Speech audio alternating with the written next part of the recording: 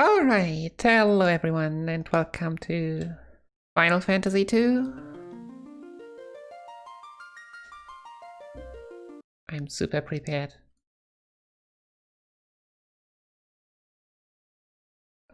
Start select BALR. Alright, so right at the start I would need the names, which you've all generously donated for. Okay, let's do a refresh and see what they are.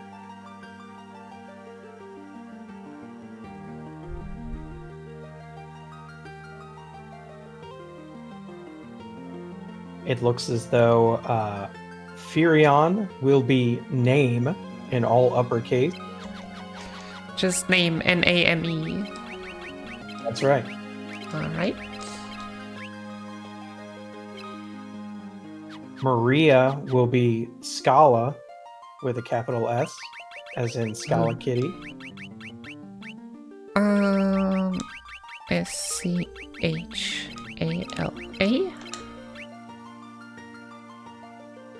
Guy will be Dat Boy, all in lowercase D-A-T-B-O-I. Oh, why? Alright. And Leon will be Squall. S uppercase, I guess. Yeah, uppercase S. So yeah, small check. Dat Boy needs an I instead of a Y. Oh, yeah. There we go. That's why I waited.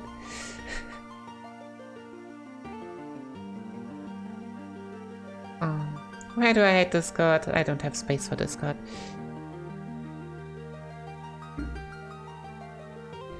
Alright, then I'm gonna... Oh, wait a minute. Wait. We had a last minute change, it looks. Let's look. Let's look, we have the time.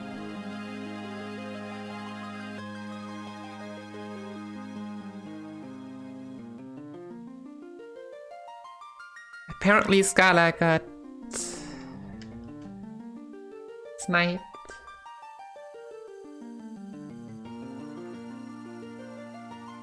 I'm being told that Maria is actually Celis. All capital. Or wait, there were two sellers' names I heard earlier. Yeah, I think that is the thing. This system didn't combine them. They were actually more together. So we just go with normal capitalization.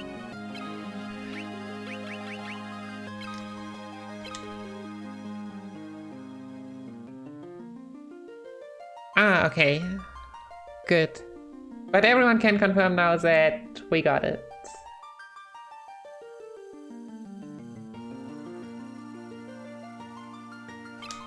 Alright, then let's go. In 3, 2, 1, go.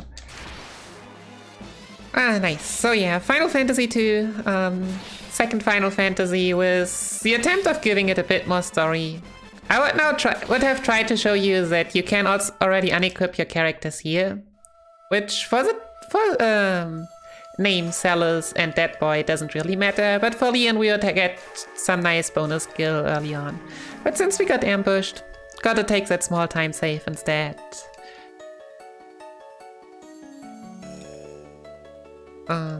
Yeah. It would have been a nice marathon safety, like just some more backup guild, but yeah. And we died, sadly. Couldn't do too much.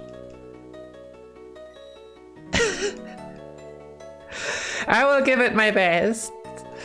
But yeah, we wake up after being crushed by the soldiers and finding out that Squall is nowhere to be found.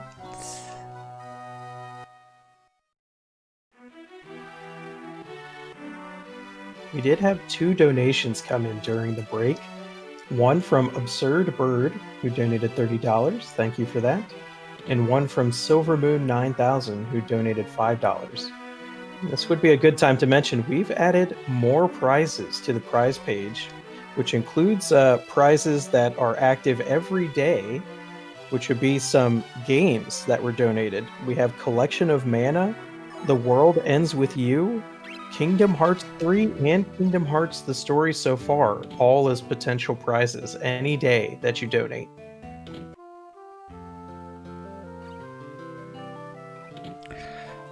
Alright, going through here just quickly. I'm very glad you get to dash in this version. Oh, yeah. Dashing is always a good thing. This one, please.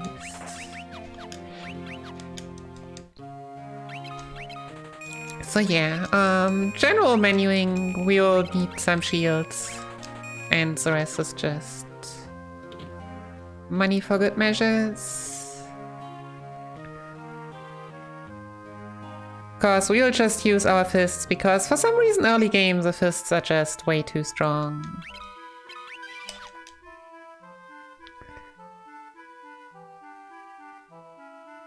So yeah, heading off. Nice. So I saved in case ambushes would be too bad, which usually on the GBA version they aren't. Having two enemies run away instantly is something I haven't seen in a while either.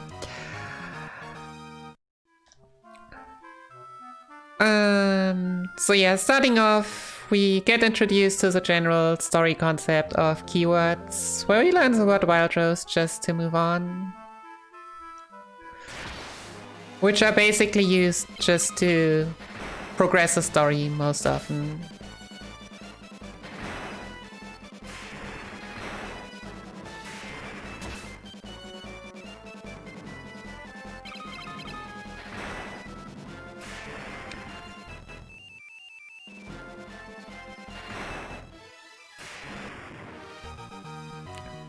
Yeah, I'm just shaking my head at this early game RNG. But yeah, starting off, this game runs on a step route, which is a lot more forgiving and easy than many others. It's just basically 256 cyclic and counts basically everywhere, and depending on if the area you are in can give you an encounter. Well, you'll get an encounter or not. So by doing more steps in towns, we can shift those encounters by a bit. Which is why you've seen me, for example, step into Katia right there, just to waste some steps. I believe this way. So yeah, we will get, for the first segment, until we get menu, get 10 encounters. In which we'll hopefully get everyone to level 3.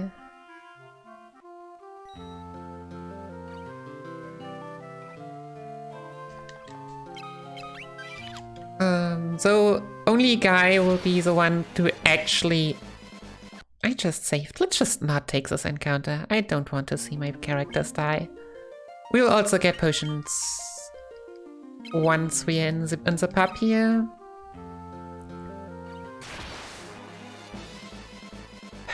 Bless me. This is why you do something extra after resetting. This will be a thing later on and more.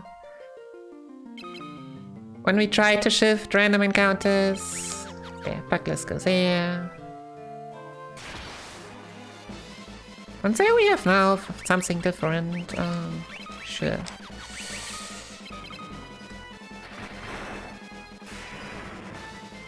But yeah, for level 3, Guy needs to get 2 attacks off and 3 fights once he's level 2, which he is by now, and the other characters with shields would only need 2.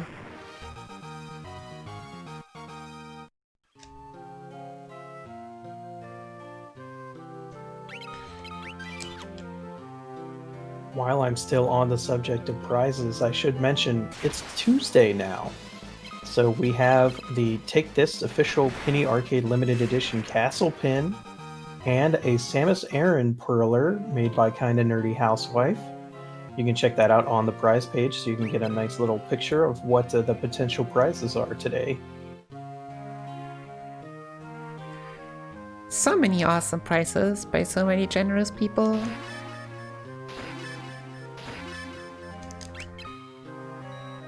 But yeah, finally getting some potions midway here.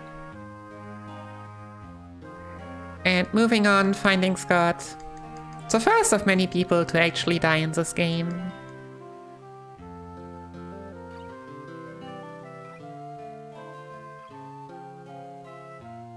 Yeah, and FF2 already shown. Like, I like to say this game doesn't have as much RNG as people make it out to be. But sometimes random segments can just do very random things.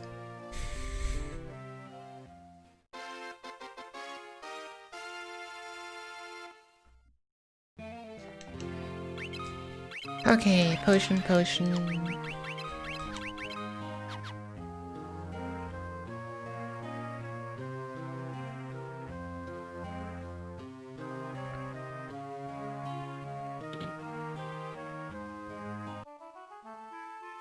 And time to head back to Altair.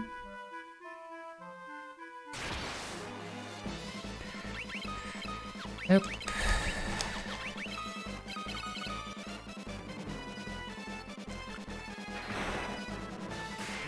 So yeah, the reason why I want to get 10 encounters is because so we can, most of the time, like FF2 is very known for you level up whatever you are using.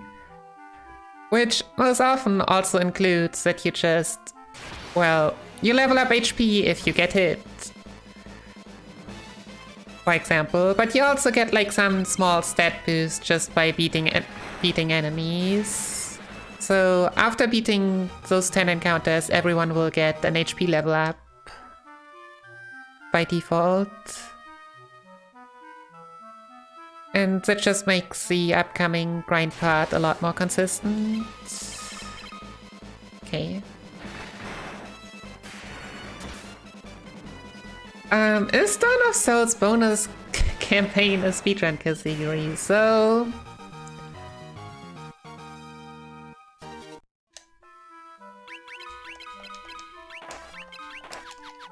the thing with Dawn of Souls bonus game is that if you were to only do Dawn of Souls, then you would just set up a really strong New Game Plus file and everything would be completely free. Which, even that has not been done, but that's most often what the idea was. You could also do what I've done once. Was it last birthday stream? Well, it's 2 years ago. Where I did any percent into Dawn of Souls. Which isn't as bad as you would think, but for some reason the encounters in the Dawn of Souls area, well, there are just a lot of encounters that you don't really want to fight, are just really stagnant. So getting them out of the way was pretty painful. But in theory, like, it's not even that long. Like, optimized it would also only be like, I don't know, 4 hours. It's just that not enough effort has been put into it. Might do that at some point again.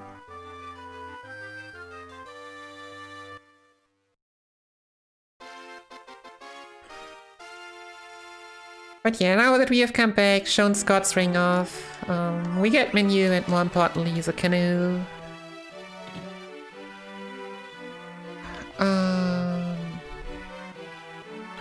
Magic.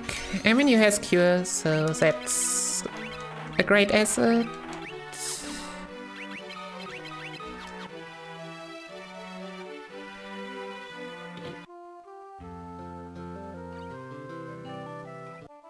We still have a lot of this run left, but I did want to mention that the next run, Superman, actually still has an unmet incentive. We're looking for $200 total, and there's only 75 so far.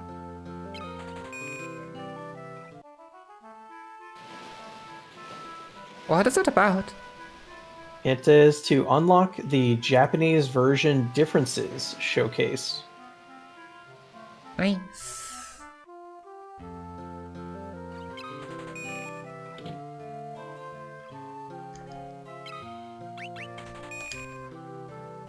Alright, so yeah, now that we got the canoe and got over here, fortunately we get like the ship and the airship, which makes maneuvering a lot faster, even so we have to pay some small amount of money. It's not enough to really deter us from it.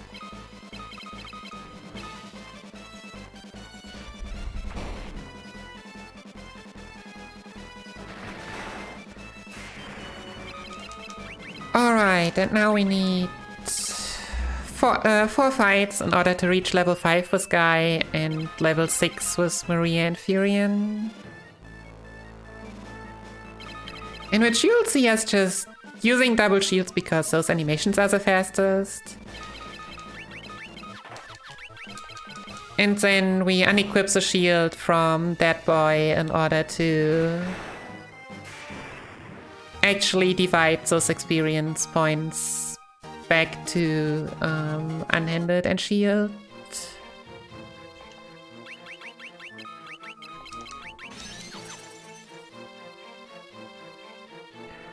But yeah, besides that, Summit Falls, we just look for good encounters. Goblin Guts are not that, because Goblin Guts can use bow, which means it's an animation attack and it can be used from the back row. I don't like that one either. Just for consistency. Soldiers, when you are still at level 3, can take 2 shots.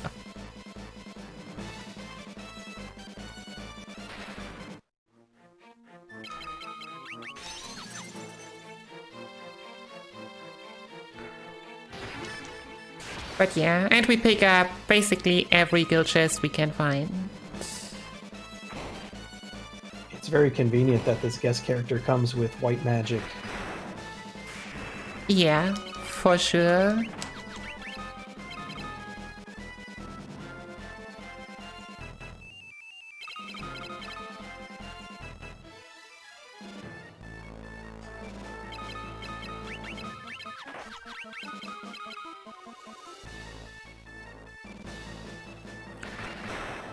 So the grinding to the HP threshold is like basically the reason we have that boy in front row. It's just in order for him to tank some additional hits to get some more HP growth. But that's all HP grinding we'll really do. Well, and as I mentioned, like the first 10 encounters just for consistency. Else you could get it down to 7, but those encounters are pretty quick anyways. And we need some money, so defeating the enemies for money also.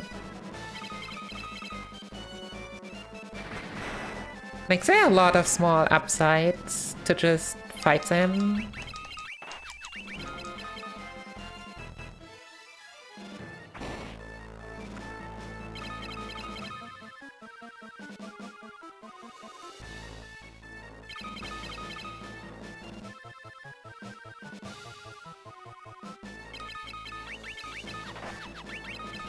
Okay, that's fight number 3.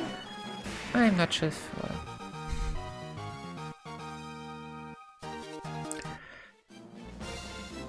Right, name and sell is already at shield level 5, as they should be.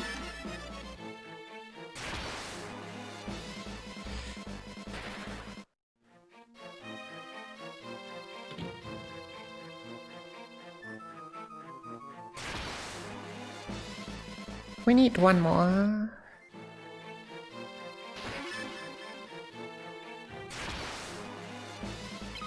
Okay. So usually 5 enemies is a bit much time-wise, but these only do physical attacks, so from a consistency standpoint, they're still good enough. As I mentioned, especially in a marathon setting, it's not too bad if they have to take if that boy has to tank a few more attacks.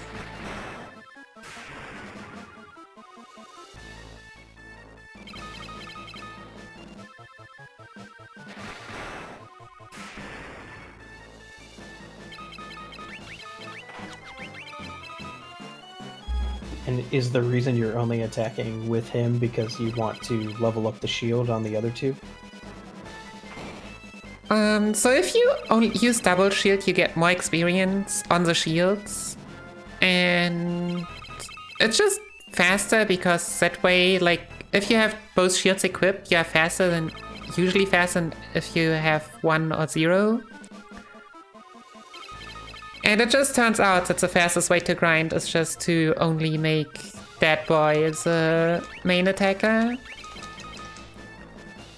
for consistency. And it also allows us to get, so while that boy has fists and shields on level 5, Name and Celis will have shields on level 6 optimally. And if not, well then not, but it's just a small optimization that can be helpful when running away from characters. From enemies. Characters.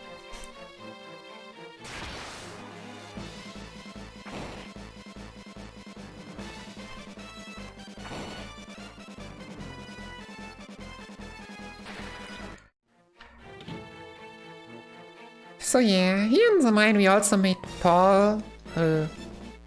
I don't even know. Apparently we are rescuing him right now, but it's not really explained why he couldn't just have left beforehand. He's just there every once in a while. But we move on because we still have Misril to find, which is in the deeper parts of the mines.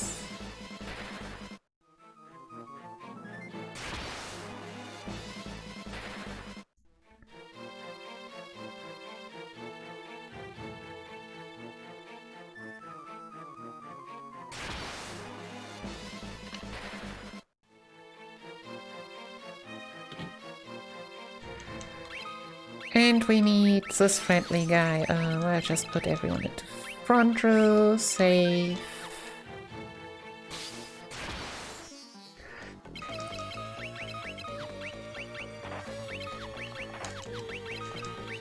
Now we have the sergeant, who casually is probably one of the first pretty big roadblocks, cause many weapons don't really deal damage, teleport doesn't work. If you have already found out that teleport is pretty damn broken.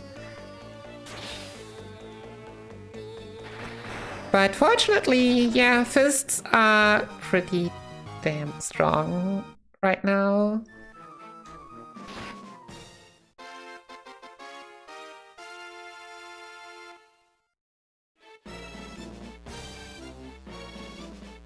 Alright, that was it.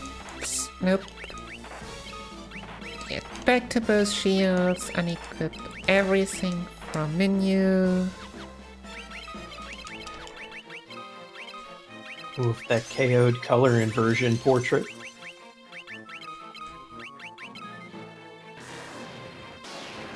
Yeah, they're becoming quite ethereal. Okay, that's, yeah, everything right.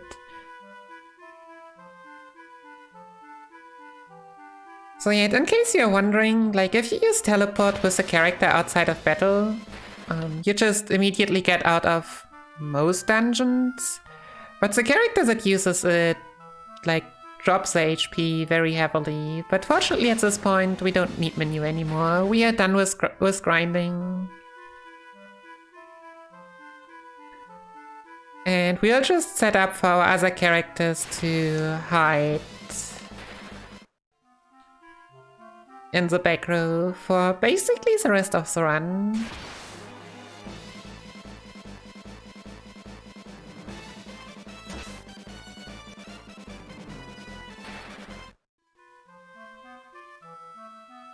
While we're getting to the next destination here, I should mention what we're actually raising money for with this event.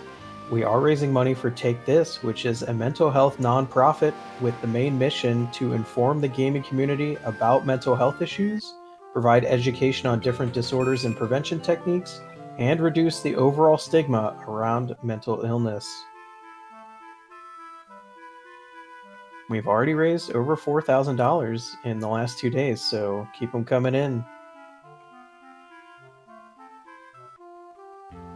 Yeah, you have all been insanely generous already. I'm so glad to be part of this. So yeah, next step for advancing the story is just giving our dwarves a misthrow. That's literally all we are doing here, and that triggers us being able to move on in some completely different place.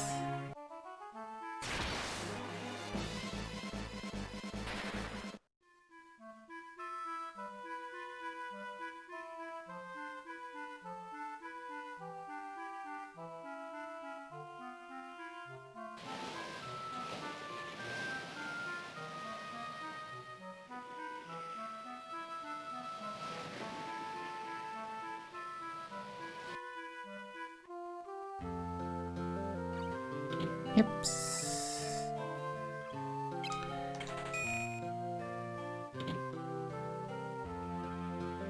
Which is gonna be Bavsk. So, if you would have gotten here earlier, you would not have seen this friendly guy Borgen here to the left. But 2 steps, nice again. A very certain Dark Knight that we will be seeing at the end of this dungeon now.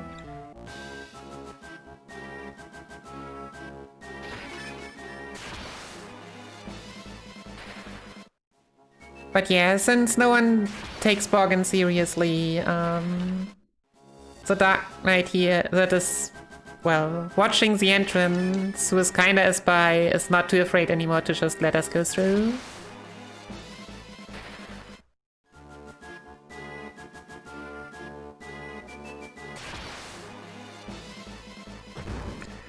Yeah, now you'll get to see, like, we get ambushed by one, and usually the other 3 bombs would also still get attacks off.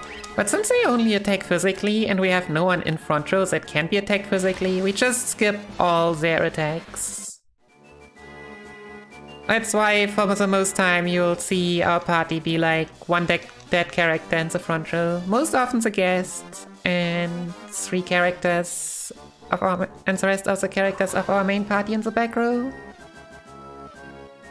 If I'm not mistaken, this is the only Final Fantasy game where your back row members just straight up can't be physically attacked, right? Yeah, not sure about 3, because it's been a while, but yeah, 1 doesn't have back row, and 4 back row just means reduced damage. And I think also that actually have some mechanics afterwards.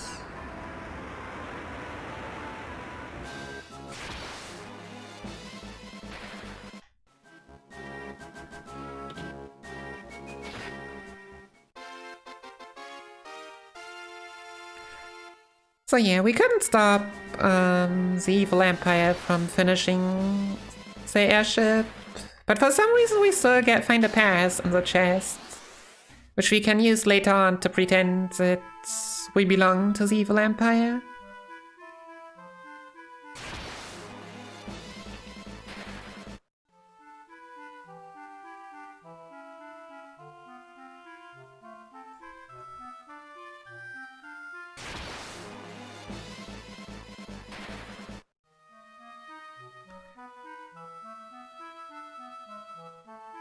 So yeah, and since I accidentally misstepped 2 steps, I'll get an additional encounter here now.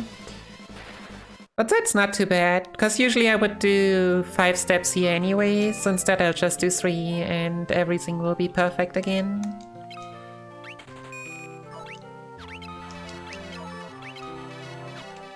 This town has seen better days. Yeah, now that they had the airship complete, they have wreaked some havoc and destroyed some cities.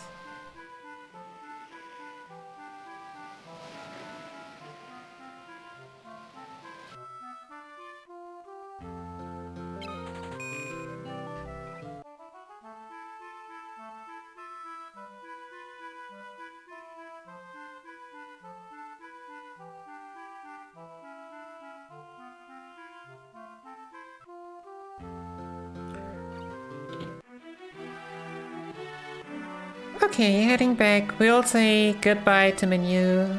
We'll see him again, but not in the party, because he has to take care of the king now.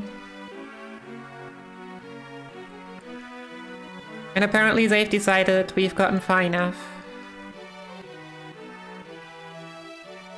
We don't need the help of the OP White Mage anymore.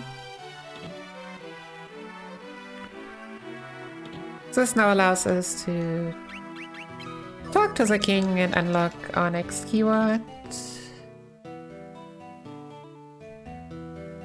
Okay, let's see how much money we got. The sergeant fortunately dropped 300 gil. So that's helpful. Okay, so we are gonna sell everything here. What's this, I believe? Nope. Okay, buy high potion. 13 fire tomes. Solid amount, but in the end RNG will decide how much we actually need. Because up to this point we have been able to run away from every encounter. That's not gonna be the case pretty soon. Very soon we will have encounters that we'll have to fight. And for this, using these tomes, which if used as an item cast Fire 8 AoE, are very helpful.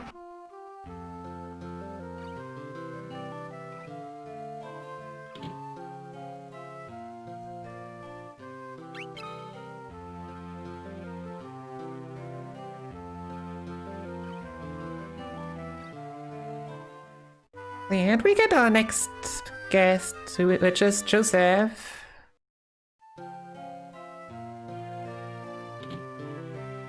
Oh, to be fair, I think... like, story-wise, he is really important, because he is the one that gives us the snowcraft. But fighting-wise, not so much.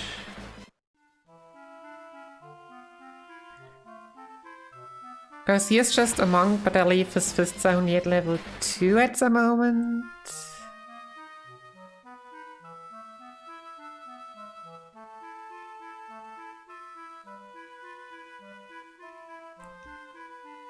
But yeah, he is a meat shield we can put into the front row. That's all that really matters.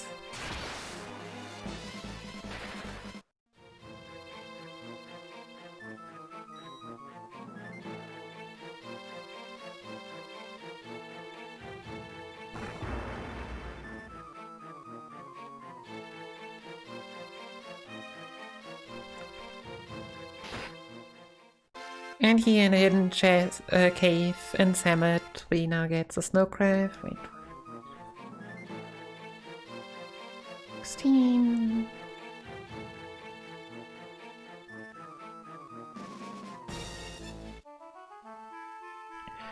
So that we can now go to the snow area in the north and to the snow cave, which is our next destination. Is there snowboarding? No, sadly not. There is gonna be a different mini game though. Sadly not as amazing, but very important for the run.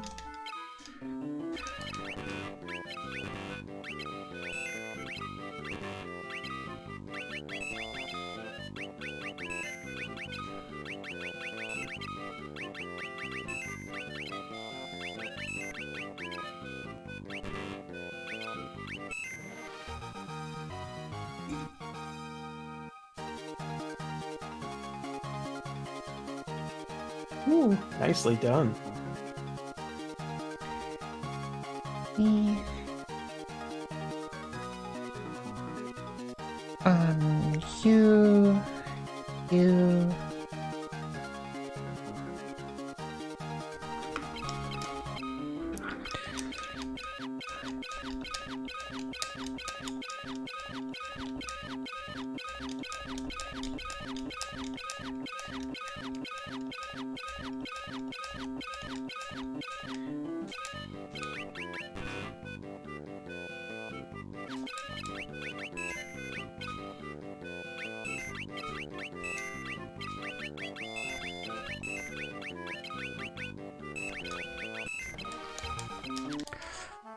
Alright, and that first place now gave us 40k gil, an elixir that sells for 25, and a cottage that sells for 1 or 2k.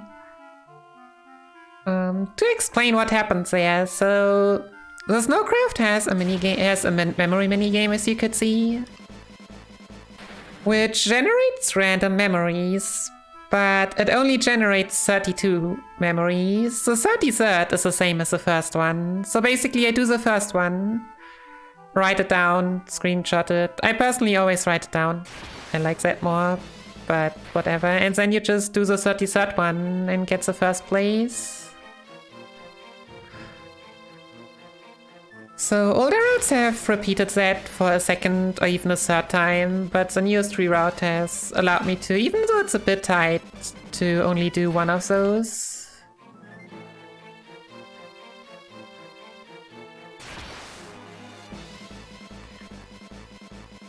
Definitely nice of them to generate the 32 boards and then put them in the same order every time. Yeah,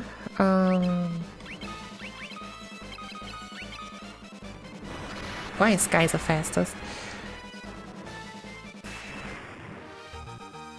So yeah, those encounters, one that in the first floors is unrunnable and the later ones is runnable, so I just wanted to test this. I'm still not too confident about when it is and when it isn't. But yeah, here are some encounters that we'll just have to burn in order to get through. Another change is, if you've seen earlier runs, you might remember me having to have bought 4 Blizzard Tomes. I've stopped doing that, and instead I'm getting this Antarctic Wind, which means I'll get 3 more encounters, but I can afford 4 more Fire Tomes, so for consistency, that's a pretty good deal, I think.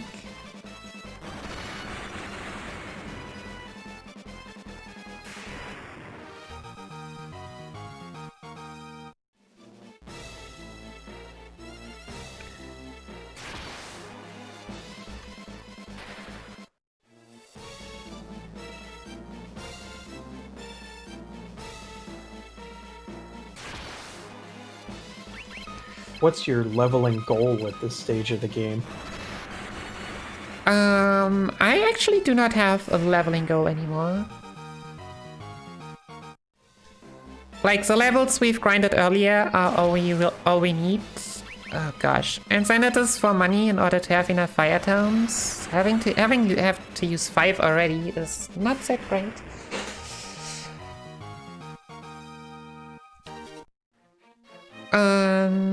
Yeah, and then after this, now it's just tome preservation. Hopefully, like, having enough money.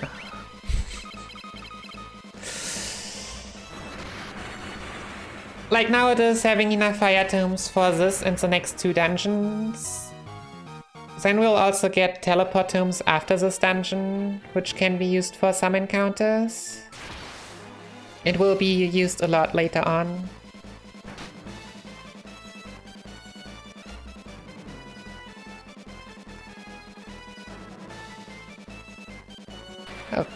Wow.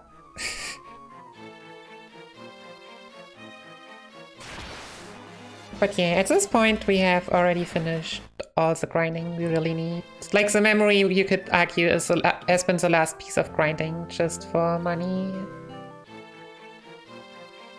Yeah, that room, for all of you who've played it, it has a great cutscene in which we realize that that boy speaks Beaver.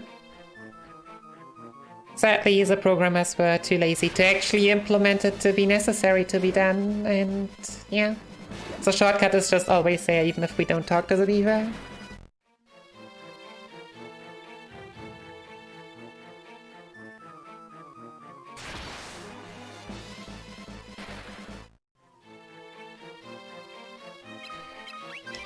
Alright, so yeah, next boss, Adamantoise.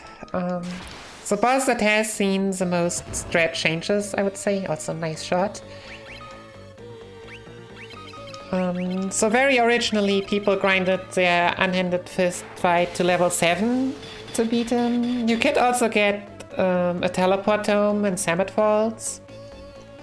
For a long time I've used 5 Blizzard Tomes, and now I'm using an Antarctic Wind instead of 4 of those Blizzard Tomes.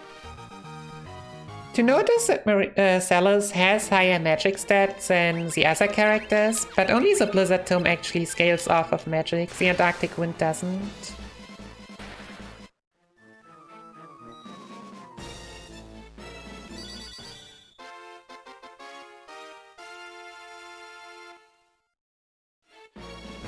So yeah, and now we get the Goddess's Spell, which allows us to get...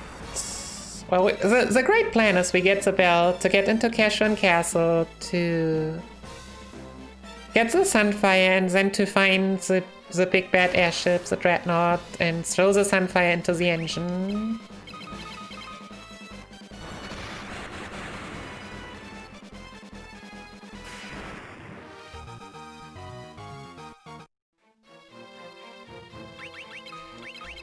Okay, saving here. So here we meet this Borgin that we were talking about. He is basically Kefka, but he is never strong. And in case he crit, I actually had to save there. Most often he just uses an elixir on himself anyways.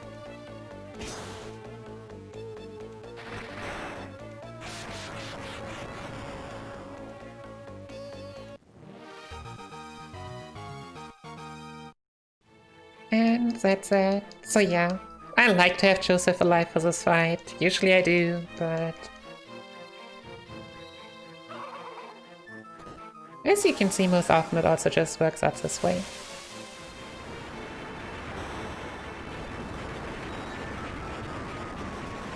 And now, I've not talked about this, but FF2JP and FF2NA have quite some similarities. In FF2JP though, this boulder is a lot more devastating. We actually need to sacrifice someone to the boulder overlord. And our sacrifice and that next dead character is sadly Joseph.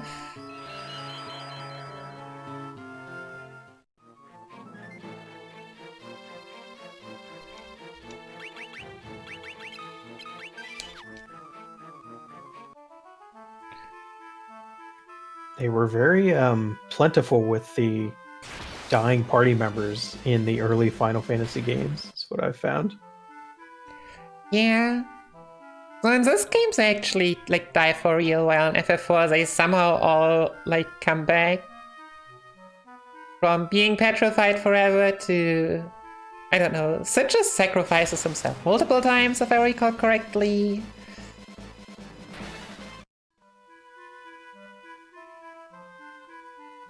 Oh yeah, right, except Tella. Tella dies for real.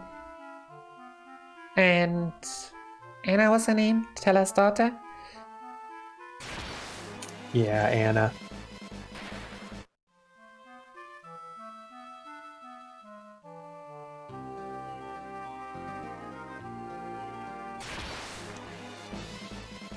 So yeah, now we walk back to Salamand in order to stock up on all the things we couldn't buy earlier.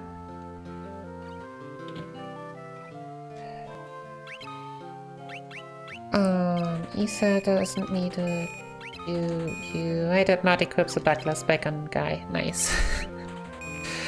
I was actually lucky with running away though. I often get screwed by RNG. Yeah, we'll stay at 51. If I forget to do that.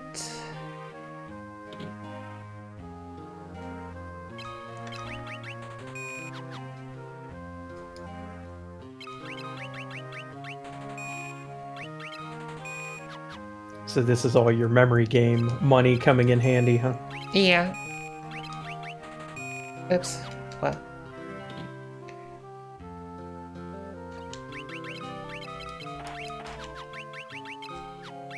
Exactly, especially those teleport tomes, which are very important and cost 1k a piece.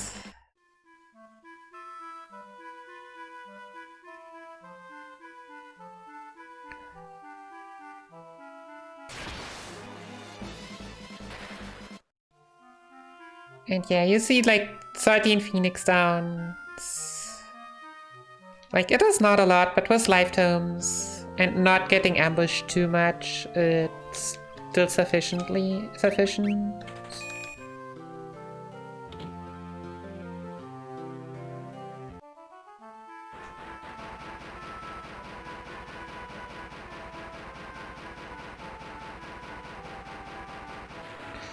Now we move on to Cashun.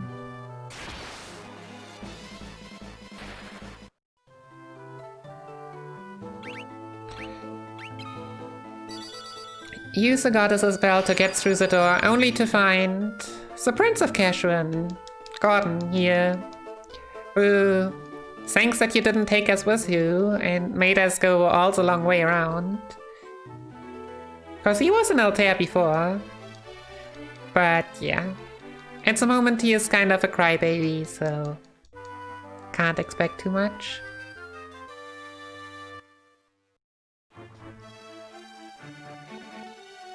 See, I can tell this isn't a main party member because we didn't get to rename him.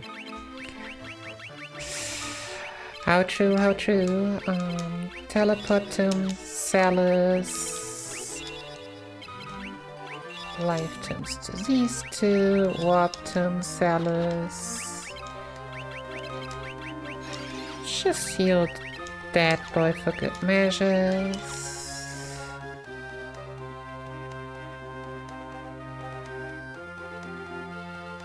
And do 2 steps.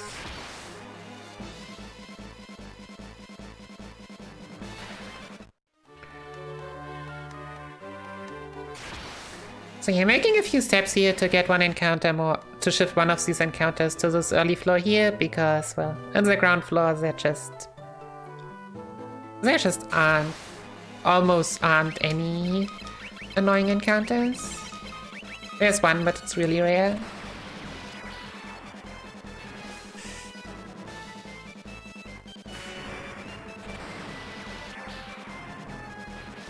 But yeah, first fight, floor 2. Already we get to see teleports in action.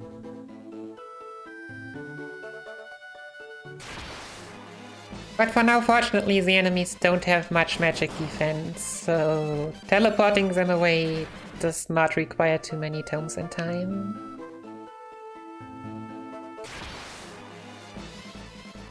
Now that we're pretty deep into this run, I want to mention again our next game, Superman, has an incentive to also play a Japanese version differences showcase. We're about $125 short on that so far. We still have some time, but if you want to see that after this, get those donations in.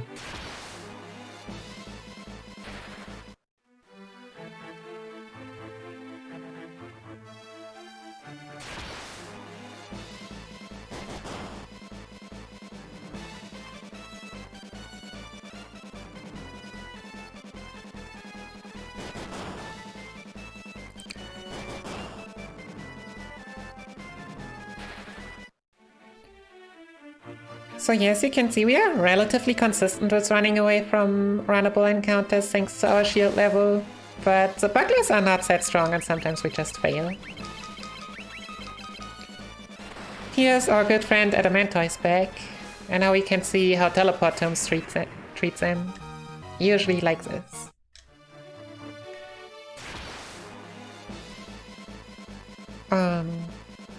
Yes, actually unrunnable. Yeah, no, I do not have that many fire tomes. So if I would have a lot of fire tomes, I would just burn them, but I'll try to preserve them. And, well, still teleport tomes instead. Which unfortunately, yeah. Ooh.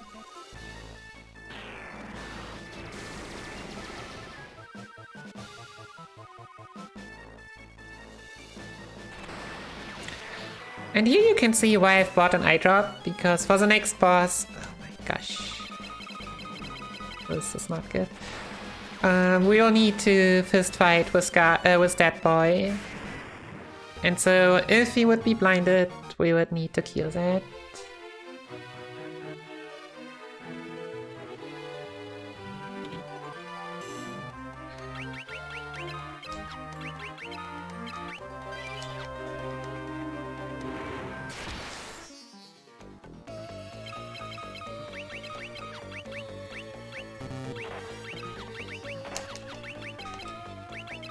Buckler and Q high potion yourself.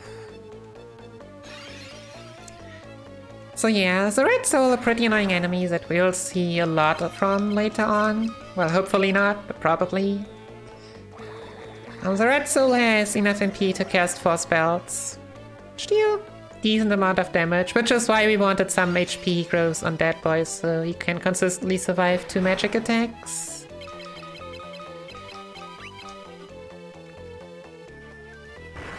And Gordon just heals by throwing high potions.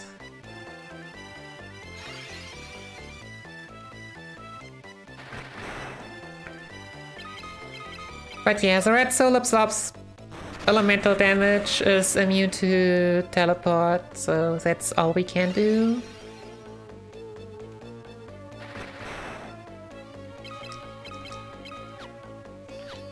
I believe this was already so. Nope, it wasn't.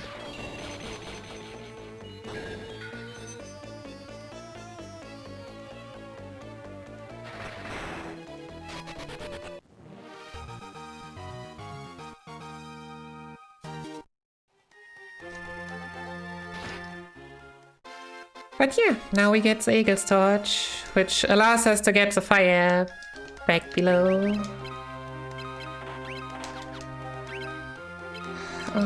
Life.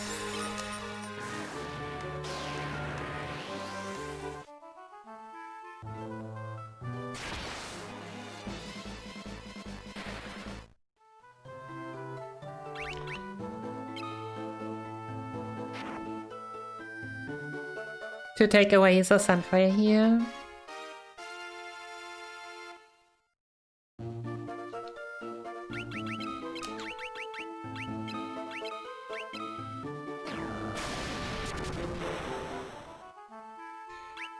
So I should probably just heal you and you.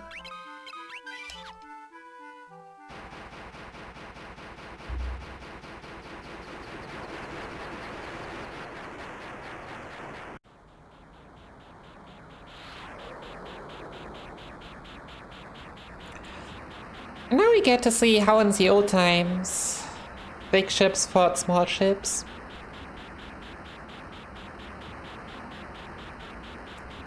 Whoever came up with the scene was an absolute genius.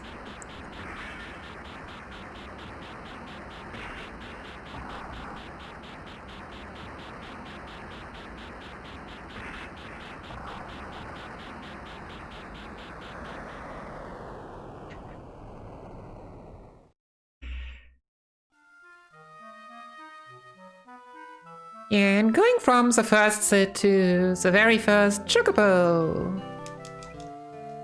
We'll sadly only see this one time. But I swear in casual I always ran here when I didn't know where to go.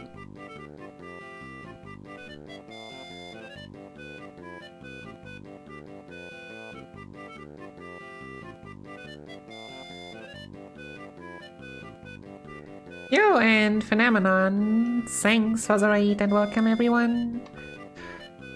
Okay,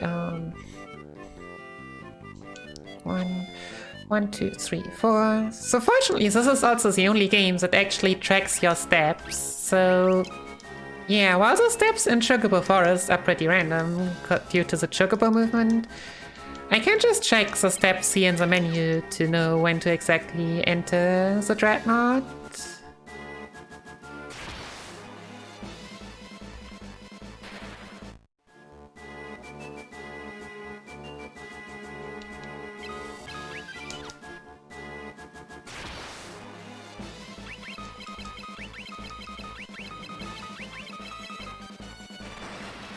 For everyone who just came in, you are now watching Speedrun Ragnarok. We're proud to benefit Take This again this year. Take This does provide education on mental illness so that friends, family members, and co-workers can be better allies to those who are suffering.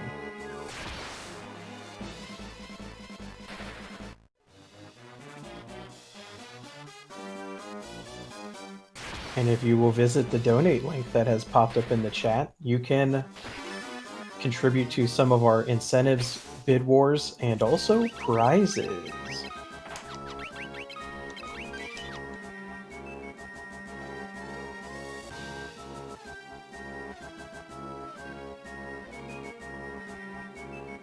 So yeah, small fun fact, if you talk to Hilda here, then she'll just be, what are you doing here? You're not supposed to be here. So you really want to talk to Sid.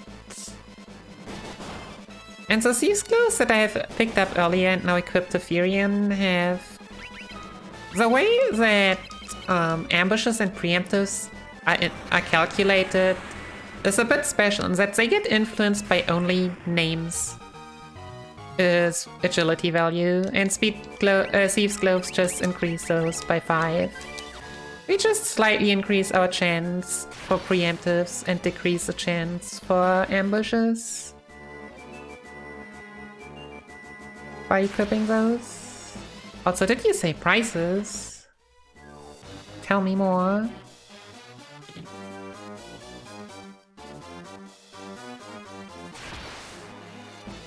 Well, let's get them up.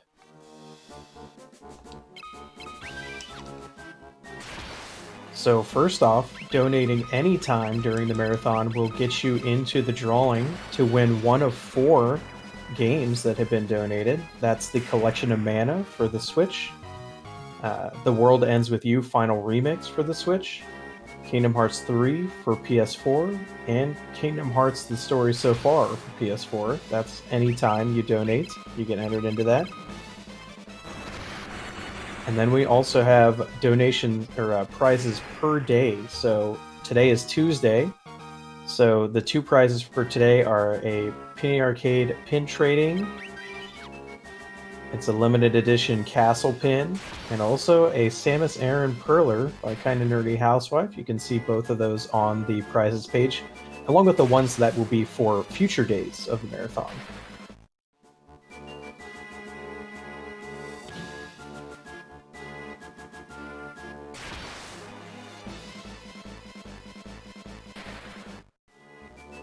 RPG Mel, I will take that OBE whenever someone wants to put a sword on my shoulders, please. So yeah, I didn't get to say that we've been really lucky, like with zombie encounters that I would have to use fire tomes on, but only had some bombs with teleport tomes. But now we get more into the region where the danger comes from getting ambushed by magicians. And of course, they already greeted me in the first possible floor with a nice ambush. Fortunately, they did, which is why I'm having 2 characters with higher HP, so AoE spells actually only deal AoE damage. But if they cast Sleep, then things can become really rough.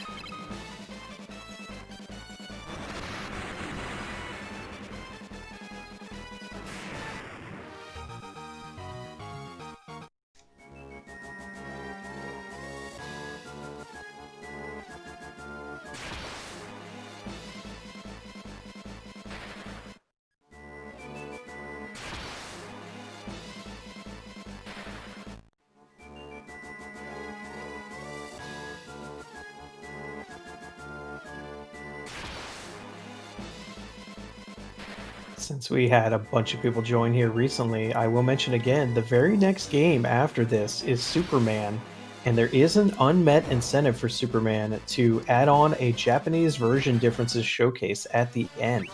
So make sure when you put your donations in, you actually select a bid war or an incentive. That Superman incentive is our next one that has yet to be met.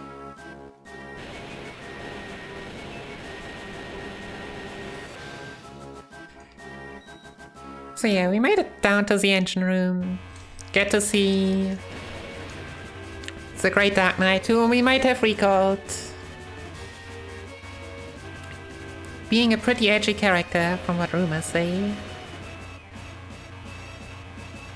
But yeah, we have successfully destroyed the engine, and now we're just gonna get the hell out of here.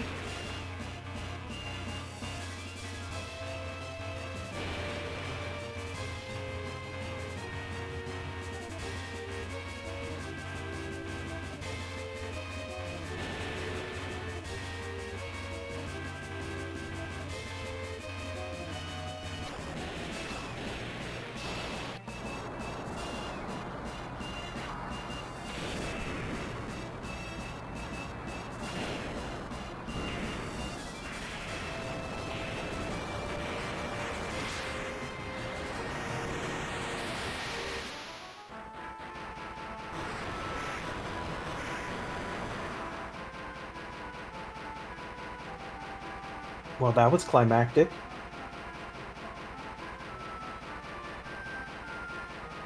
Yeah. We gave the distraction all the time to come into full fruition.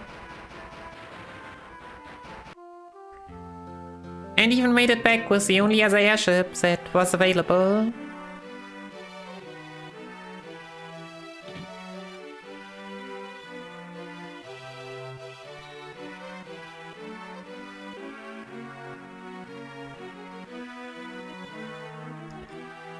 And yeah, heading back now, the next person who sadly leaves this world. The king, he has been sick already, but he can't make it any further. And now sets up the plan to get Ultima, because Ultima is apparently a very forbidden and awesome spell, so according to him, we'll definitely need that to beat the Empire.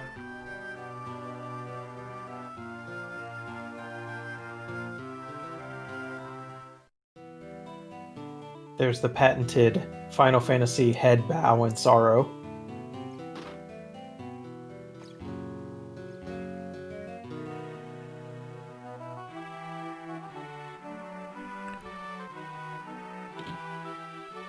And yeah, now we get more keywords and stock up on those items that we couldn't get earlier because we didn't have money and we didn't want to backtrack to this place.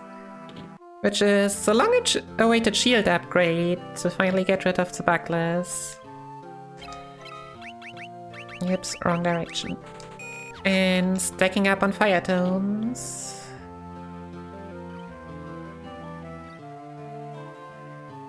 I thought you were gonna buy 30 mithril shields at first, and I was like, oh, well, we're chucking those, huh? I know, just 6. So also, as you might maybe have seen, so my 3 characters, I put them into back row and then Gordon left the party.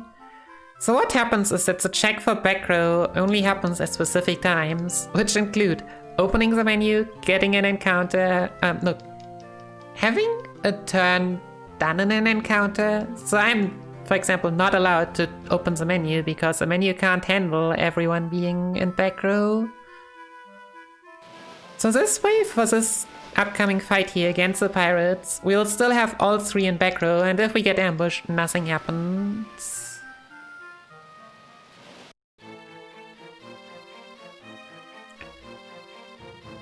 And we don't need to worry about anyone being sniped.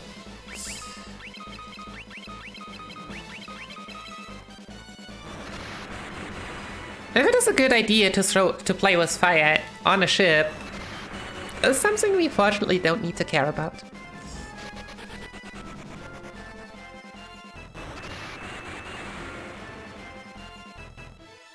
You've gotta love being able to be ambushed by storyline battles.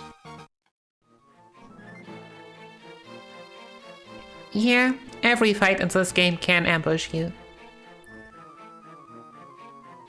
Including the final boss, who you just straight walk up to.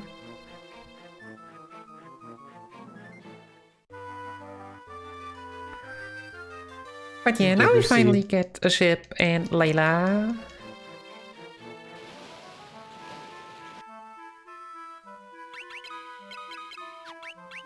We did receive a $25 donation from Phenomenon. Thank you. Phenomenon says, thanks for all the hard work and raising money for a good cause. And that went to naming Tifa in Final Fantasy VII Best Girl. Thanks a lot.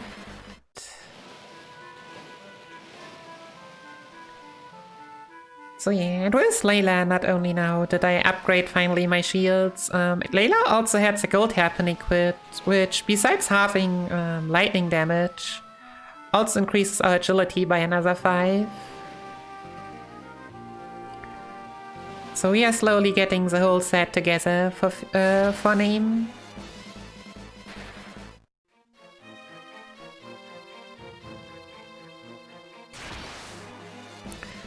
Moving on to the tropical island, which this is the one place probably that like has no certain spot when you're supposed to go here. But for us it doesn't really matter, it's easiest to get here now, and every encounter here is runnable anyways, and yeah. Might as well get it out of the way now. Only downside maybe is that they are really bad at killing Layla.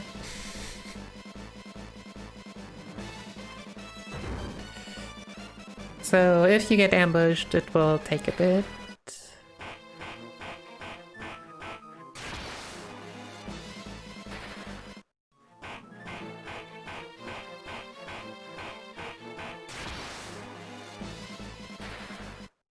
What would you say is the most dangerous segment still left of the run? So the fortunate part about this game is that thanks to the fact that you can save anywhere, it just means that for the segments that have like a lot of enemies that we can't beat, we just save every encounter. But there are a lot of, like, when it comes to RNG dependent, then we'll always look at the late parts, especially the final dungeon, which I think my gold is 8 minutes 30 for example, but if you're unlucky it can take 16 minutes. Just sometimes happens.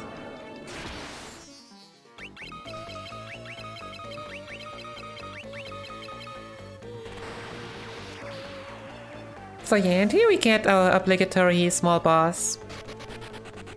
4 big horns that protect the chest, which includes a black mask. Only 2 teleports is pretty nice. Usually you need like 4, one each.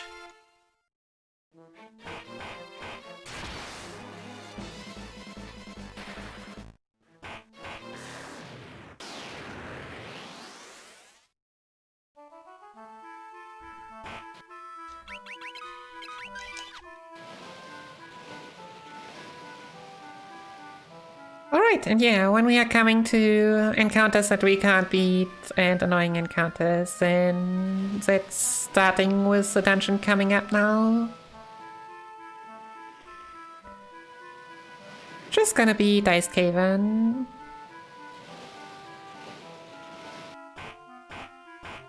And where also Step Route really shines, especially this small lake, because we push encounters into this lake too, and just skip them this way.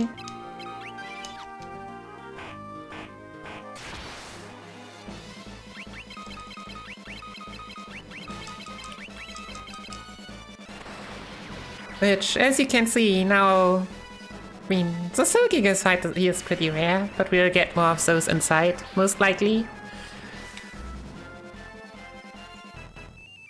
But yeah, those encounters can just easily take 30 seconds or a minute if you're unlucky. Like a teleport tome alone takes 7 seconds of animation time.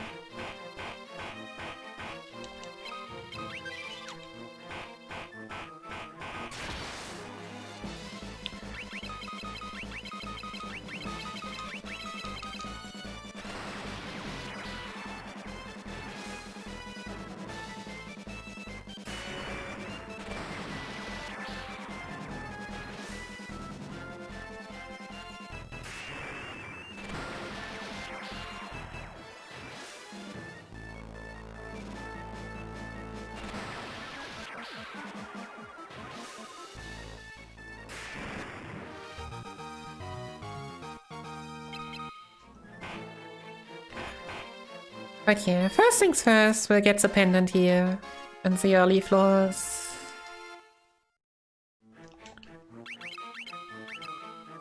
Teleport out and go back to the castle that we just passed.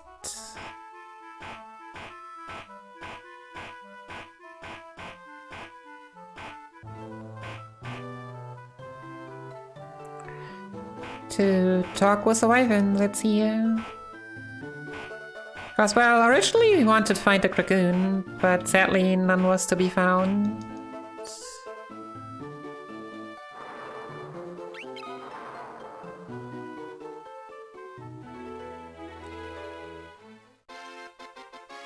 So yeah, now you'll see why I've actually gotten the warp spell, which usually isn't that needed. It's just slightly slower, fast animation. But in order to still be on step, I need to cast warp twice here. And then make my way to the Sage's Wisdom over here, which hopefully will allow me to make one boss fight a lot faster later on. Provided I don't get ambushed.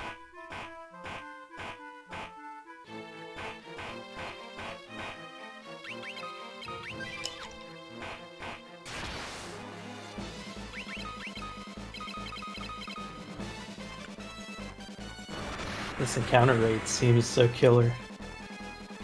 As I've mentioned at the start, the encounter rate is actually fixed. So we get, as in caves, I think it is every 256 steps, we'll get 10 encounters in caves.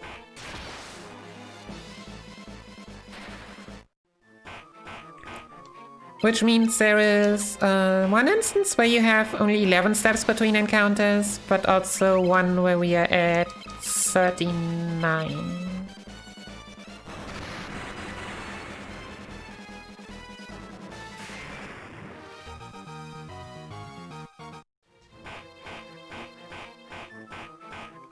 I think it's interesting that they maintain that even in, because this is a remake of this game, they didn't make it any more complicated. Yeah, I'm not sure how it is in the NES version, but PSX, GBA, and PSP works the same.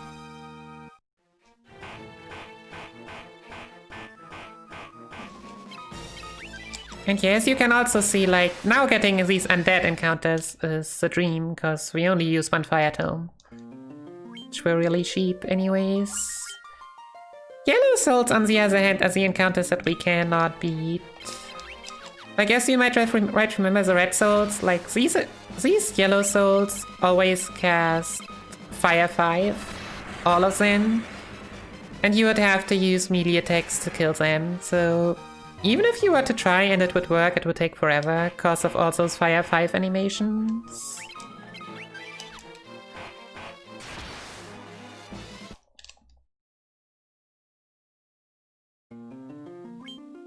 Yeah, poison reduces 1 HP each step until they add 1 HP. So then they'll stay at 1 HP. So yeah, and this is Dice Cave Floor 2. We basically have 1/3 chance for Yellow Souls, 1/3 chance for Hilgigas, and 1/3 chance for Revenants, which are runnable. So basically we take everything that's not Yellow Souls.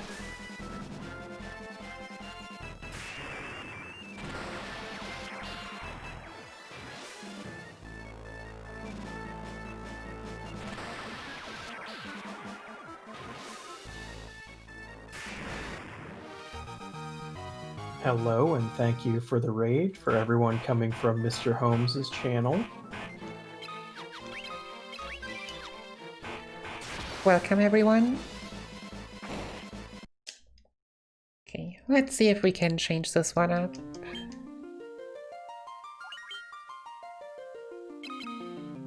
Usually if you just run right after saving, then you'll probably get the same encounter again.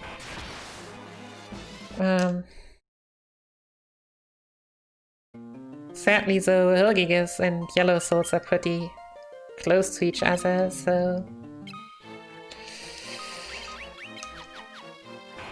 changing one might just result in the other one. Oh gosh, why did I do that? Yeah, I didn't want to get ambushed.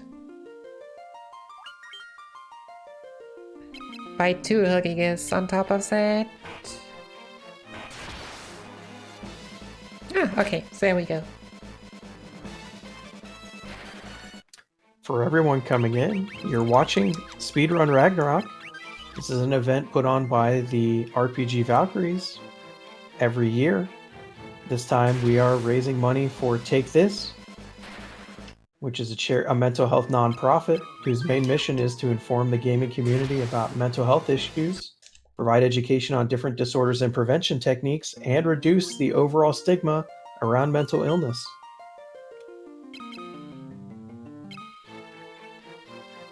We have incentives, bid wars, prizes. Check out that donate link and the prizes page and get those donations in. We do have an unmet incentive for the very next game, which is Superman, by the way.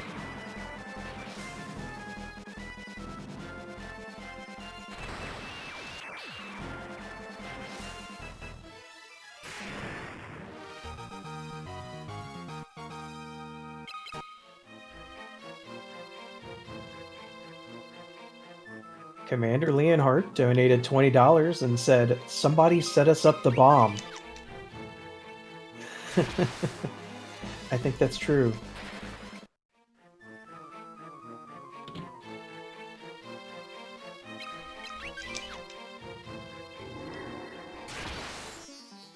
But we can't move Zig because of the step count.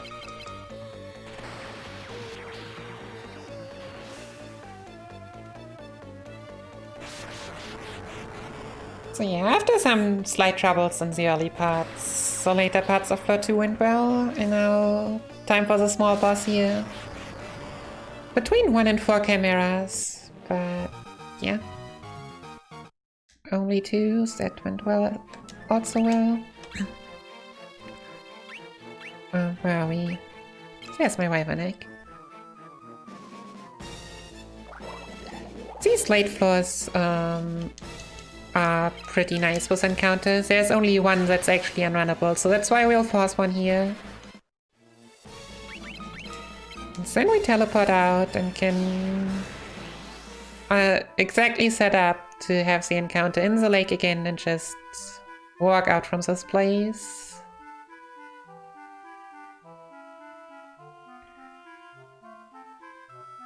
Like, if people are interested in learning this, step route is not necessarily needed, because we cannot manipulate which encounters we get, but only where. So you might just get lucky, and then it doesn't matter. It just increases the odds of not needing to be lucky as often.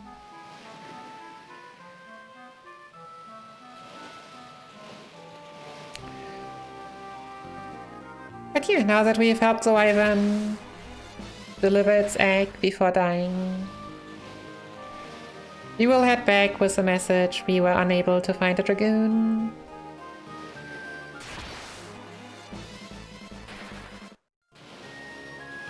And meet a very, very special boss.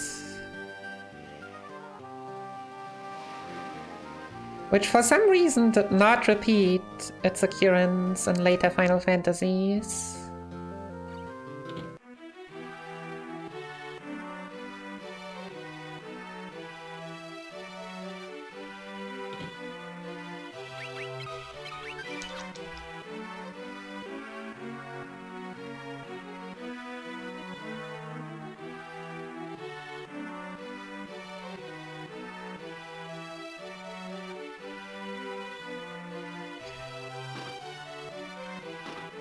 Because yeah, apparently Hilda wants something from Firion alone. And moves him towards the bed. Oh, not Firion, name, of course. I'll try everyone for your awesome support.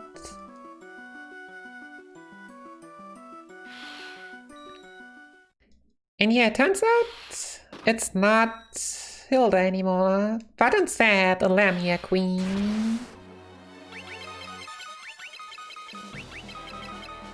He almost got bamboozled. Yeah. Fortunately, his friends were listening right behind the door and were able to intercept in time. Nice. So the Lamia Queen is a late game enemy, and if you're unlucky, even 10 teleportums might not do the trick. And then I might have to reset because I do not have that many left.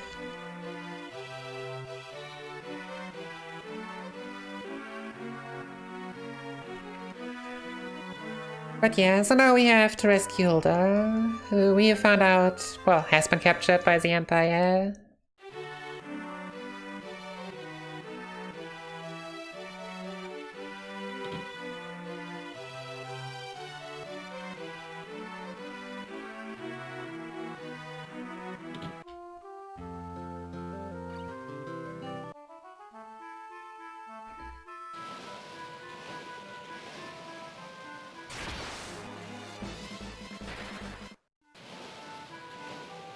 I definitely think this is one of the Final Fantasies that doesn't get a lot of credit for how good the music is in it.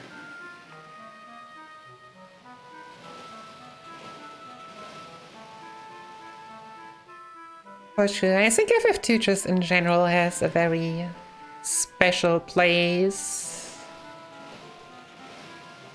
How people view it. So yeah. Also, we are not gonna go directly to the Colosseum, but we are gonna take a detour.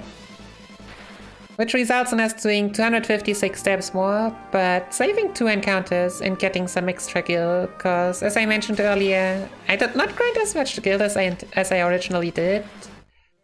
So I will be going here for an additional elixir chest, which sells for 25k or 25 teleport tomes.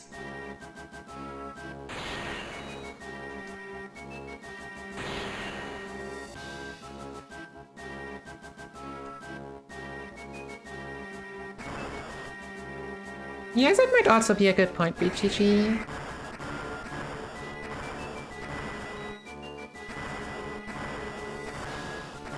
But if you don't know how to play it, then like the weak weapons that you get at the start, or not finding certain keywords, key items, can be a bit frustrating. Like at the beginning, even if you have leveled like your sword somehow to level 12, which you usually won't because everything dies too quickly, it still doesn't really deal damage because it's still a broadsword. But yeah,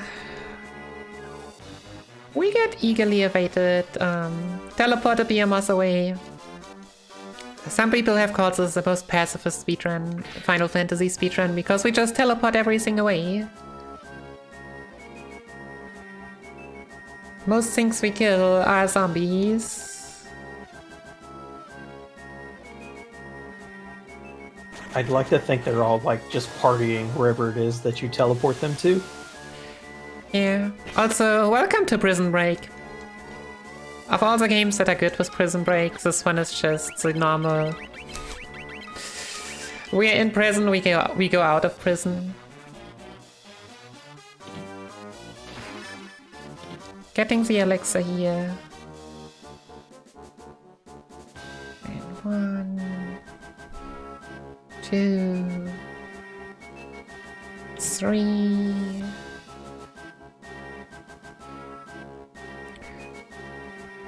No, we can't just walk over here.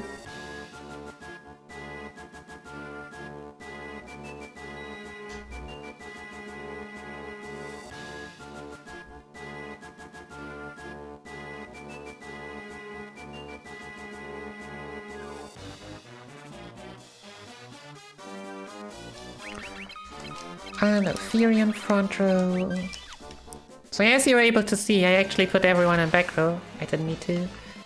And just because I opened the menu, everyone switched back to front row. So I should save every encounter. There are some annoying encounters here. Revenant Spectre are actually runnable. Spectres are not. And Revenant Deathflower are not. But yeah, it's always about the combination, not of like a single enemy in a formation. Either the whole formation can be run away from or can't be.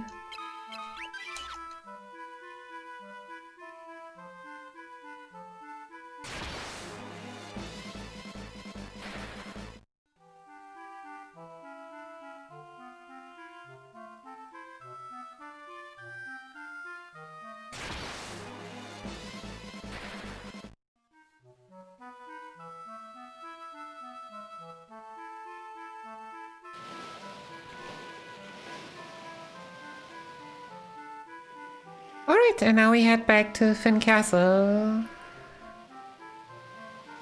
Which the others are already trying to get back, but obviously they can't do it without us.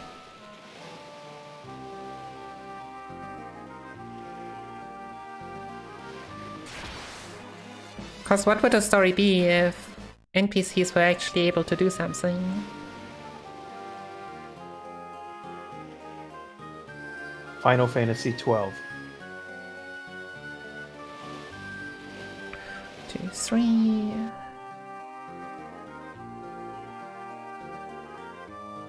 One, 2, 3. So yeah, as mentioned, we'll save one encounter here because there is actually one spot in the 256 step routes that allows us to get exactly from here to the boss with 1 step less than the max. So this way, with getting the goblin there right before the castle, we can now make it directly to the boss.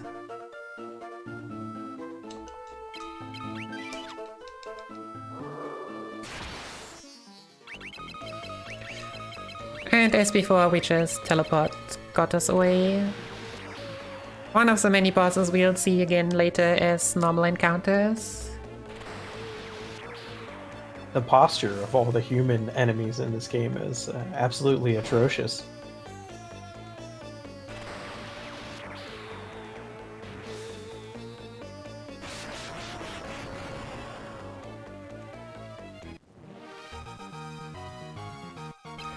Yeah, I mean, I guess this one is supposed to like come over as a bit of a wild guy that like has to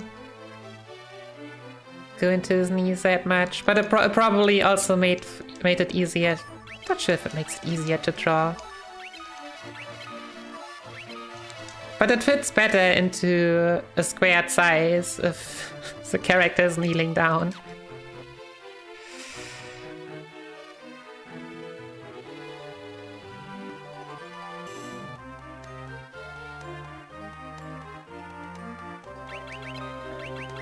Nope, you.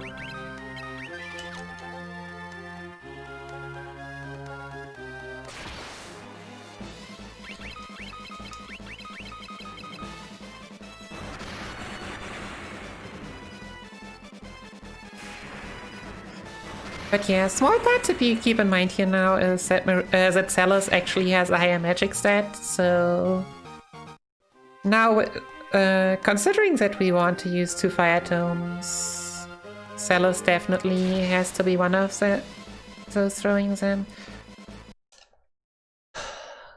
Jesus.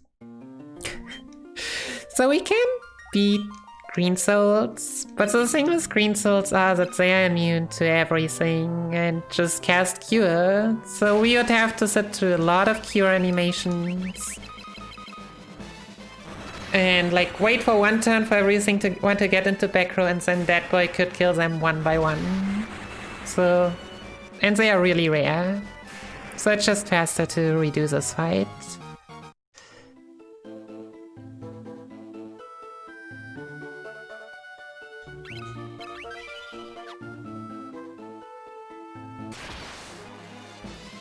Really? Wow.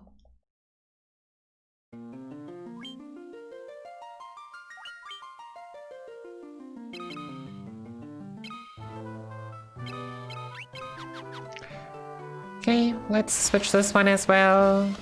There we go. Because everything else here is perfectly runnable.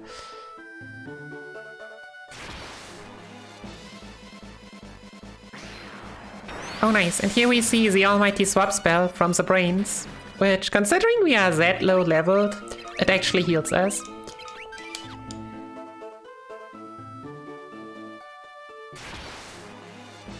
That boy getting that free heal. Yeah.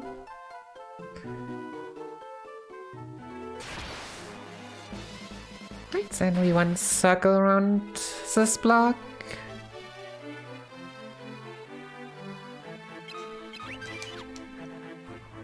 Save again, because while everything except the green souls is runnable here, you've seen ogre mages, and mages ambushing is not fun.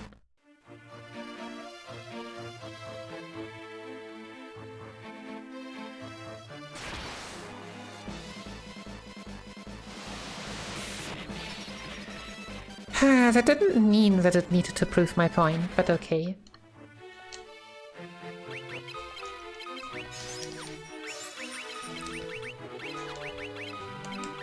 Alright, Scala, go and get your well-deserved sleep.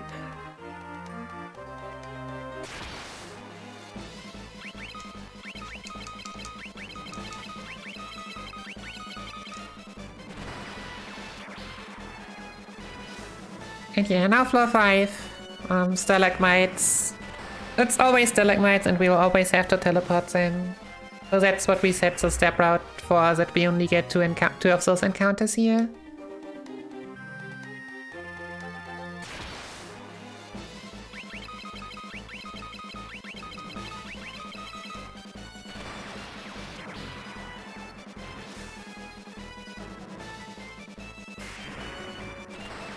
Imagine if teleport tomes didn't exist. Yeah, then we'd probably have to learn teleport or do PSX strats where we basically go solo name and swing our swords at everything. But yeah, another nice part about teleport is that at least the tomes do not scale with spirit as they should be for some reason.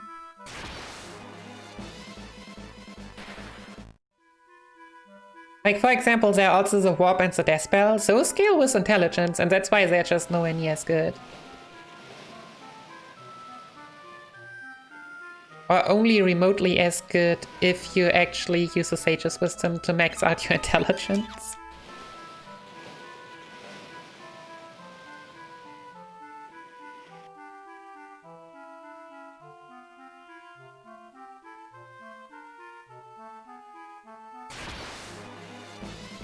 I had a hard time making sure all spells worked correctly in the early Final Fantasy games, okay?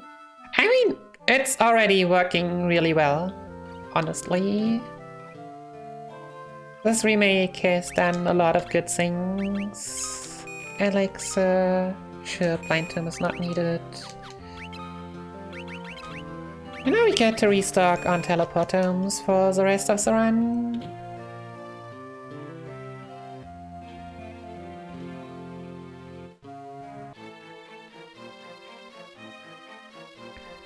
So yeah, use those masks that we've gotten earlier now.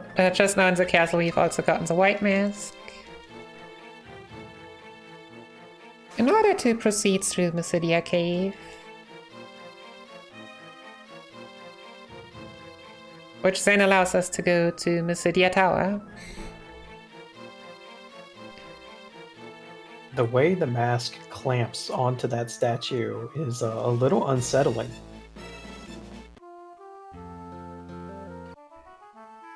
Yeah, it's a mighty powerful mask. So it does feel spooky. I agree with that.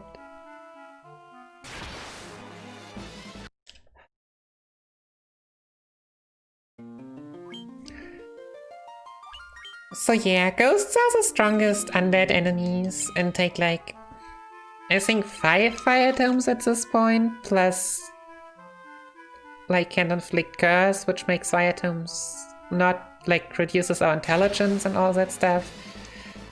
Come on. So I just really don't want to play with them anymore.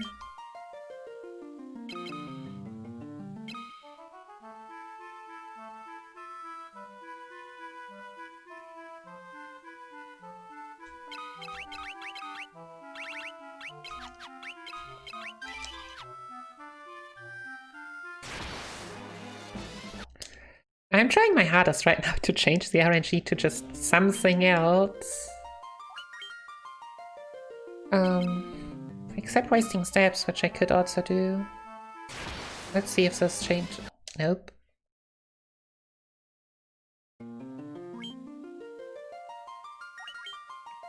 The deal here is you don't want to have to use more fire scrolls, right? Well, even using fire scrolls is very inconsistent, is a problem. Like, they might... Cause I can't kill them in one round.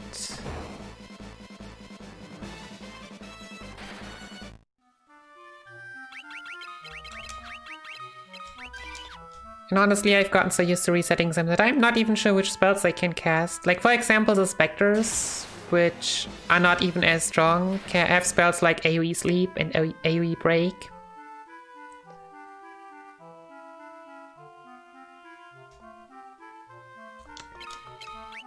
So it's just best to keep your distance from those. AoE Break sounds really unfair. Oh yeah. It just... The golden hairpin might actually prevent it for Fury now, but most often it has been like an instant kill.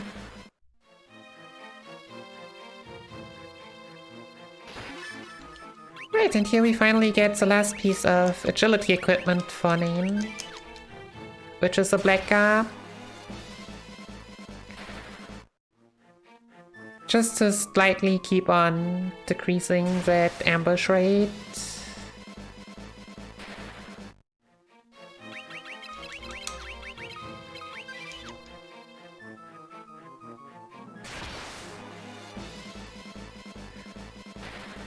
Game doing game things. Because yeah, as I said, it's just slightly, I think it is like, if you have all three, it's like 10% decrease.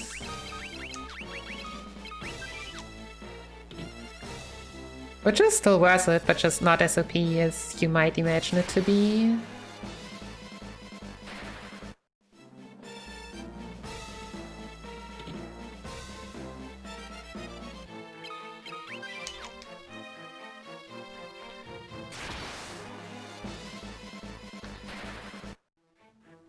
But yeah, Mysidia Cave, 5 floors.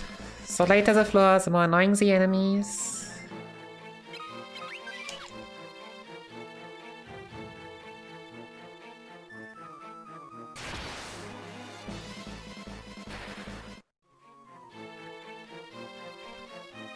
With some items, I think the most interesting item, for me casually at least, was the story item, also the Drain and the Osmos Tome. While, yeah, those are spells. I mean, Drain absorbs HP from enemies, and Fire Tome, and Osmos drains MP from enemies, so that was a nice way to like always get your MP back for free.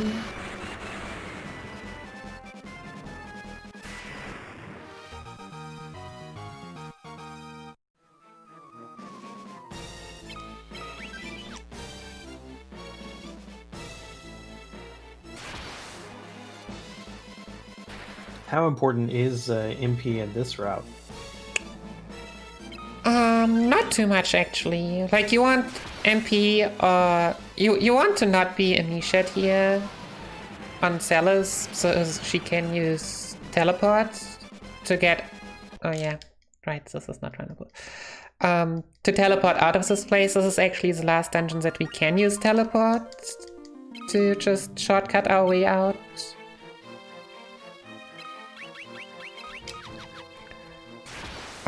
And for the others, like, adding life has only been very recent, just in order to not have to buy as many Phoenix Downs.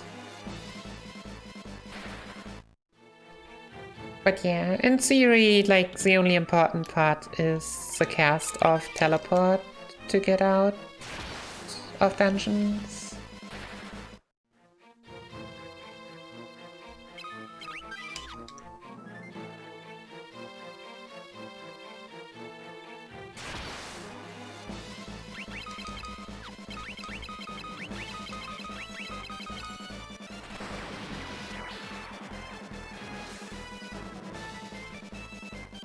So yeah, first 4 floors went really well.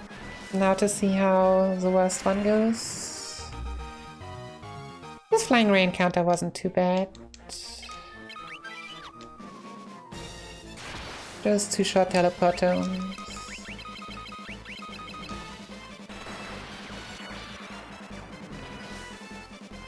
Like, Flying Rays have decent magic defense.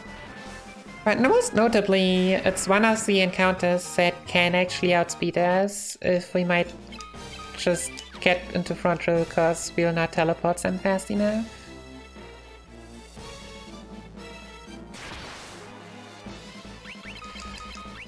Right, triple Flying Ray it is.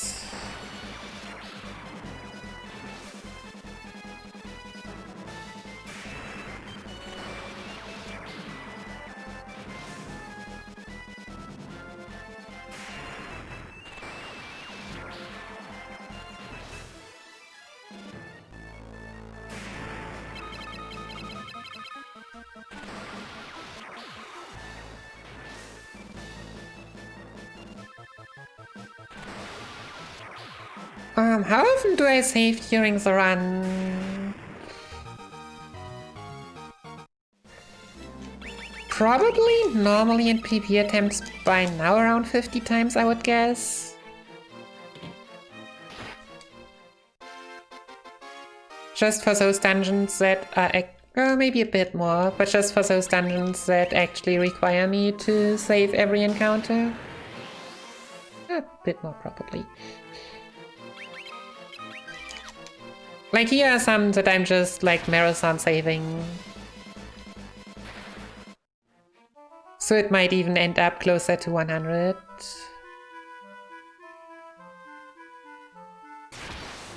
But yeah, fortunately the GBA version also saves and reloads very quickly. Which just makes the feel of running the game still pretty fluent.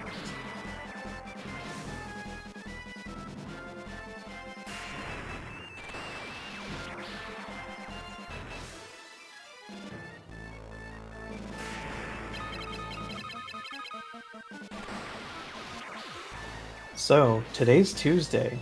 That means there are 2 prizes available if you donate, and one of them is a perler made by Kinda Nerdy Housewife, who creates wonderful works of pixel art using the medium of fuse beads. She makes bead sprites, magnets, bows, pins, wall art, and more, all lovingly crafted one bead at a time.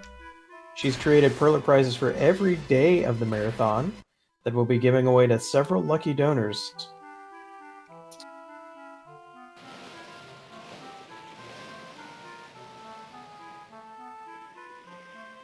And you can see pictures of all of the prizes on the prize page, which was just linked in the chat.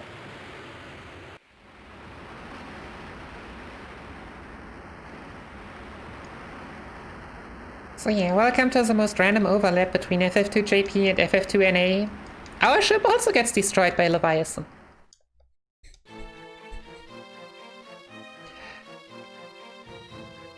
The game and all Pirates of the Caribbean at World's End here. Yeah, what's the only difference that here we actually end up inside Leviathan?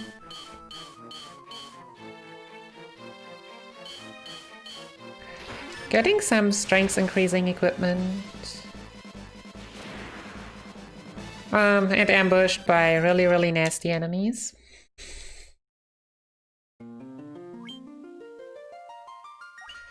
So yeah, now also the enemies on the world map do upgrade to enemies that are just not as fun anymore.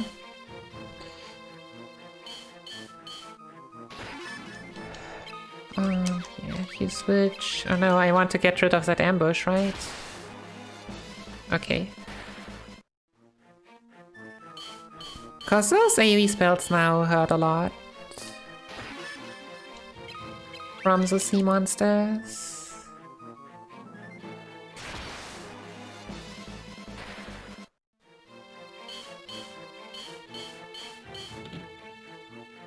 Amazing that Leviathan's guts could have such a robust ecosystem. Yeah.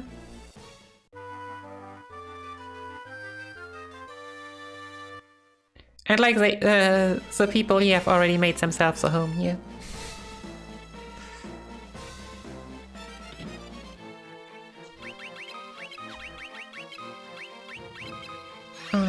You two get healed.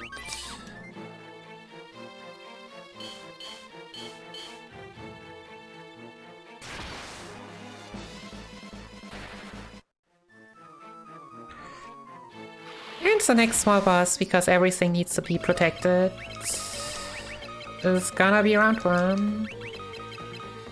Just a general pushover that actually becomes a random enemy in the very latest floors of the game.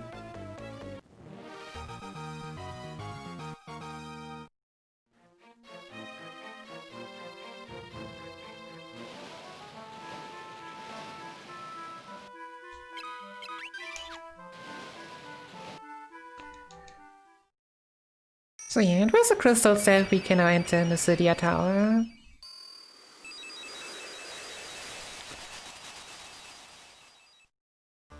And thanks to the steps, we do not need to care about potential ghosts here. So we go directly to the fire floor. So Basidia Tower is divided into fire, ice, and thunder floors, and then some on top of that.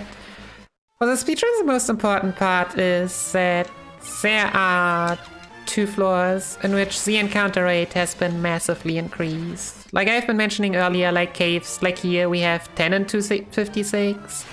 In the world map it's 12, on the sea it's 2. In these 2 rooms, we are at 32 out of 256.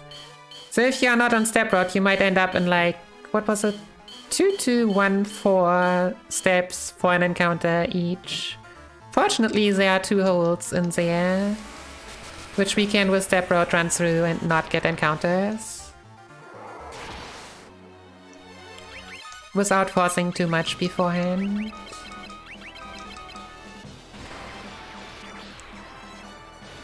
And yeah, every elemental area gets kinda guarded by the elemental gigas. Starting off with the fire gigas.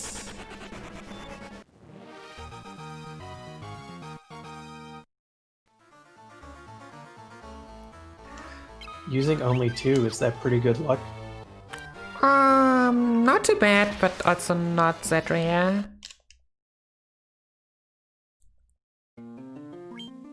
I would say it's usually pretty low, but I mean, if you're unlucky, that still means you can end up at 5 or 6. And yeah, what I also probably have never mentioned is there are some shortcuts in the walls where you can just run through the walls and oh gosh, okay, let's just go with it. Which, especially on this floor for example, helps to cut a lot of way.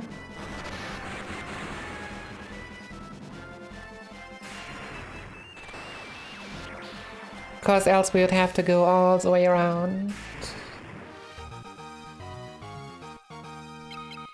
Okay, for one of those encounters that I needed to use fire and teleport on, that went pretty well. So yeah, forcing one encounter here, because this floor is the other one with a high encounter rate. Fortunately though, damaging tiles. These damaging tiles don't increase the steps at all. Just completely ignore them. Maybe should have healed. Well... okay, shouldn't matter.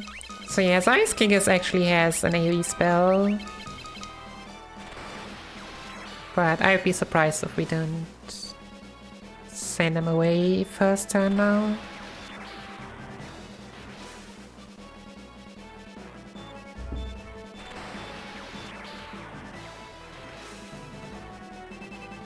Successfully jinxing myself.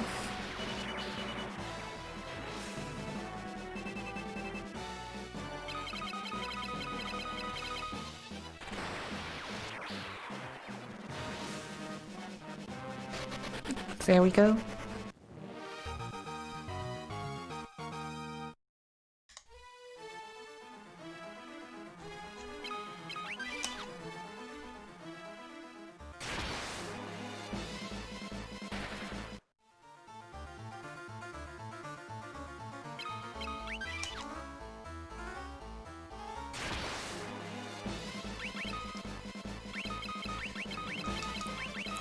So yeah, I guess also part of what's mentioned is like the encounter rate feels that high is that with a dash, the movement speed is just a lot higher. Like in this game, making like 30 steps doesn't take as long as if it were like, I don't know, SNES or NES titles.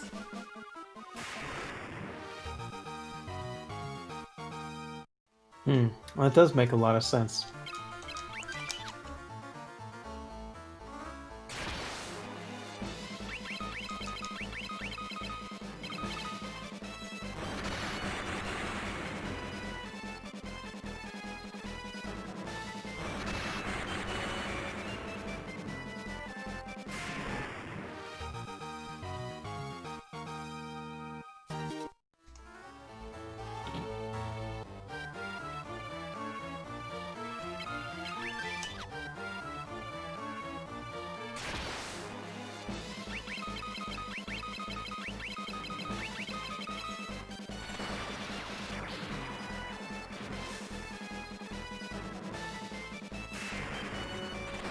Are there any battles you really just don't want to see in this dungeon?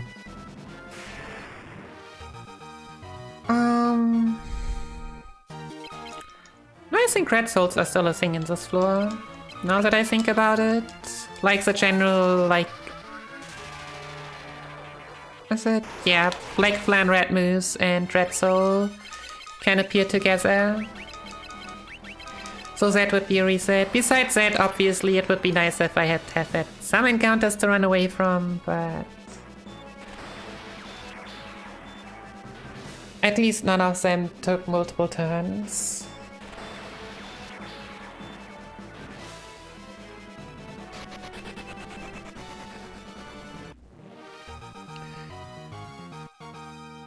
So yeah, and that was the Sunday, I guess.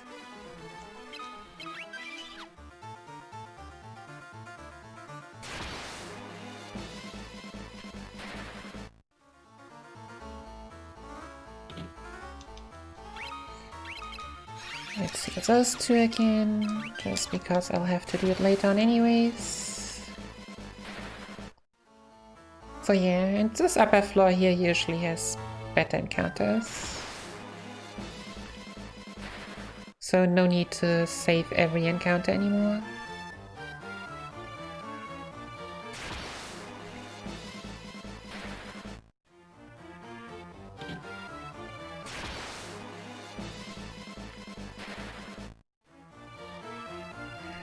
So yeah, and we meet our old friend Menu. I really wonder, couldn't they just take us with them?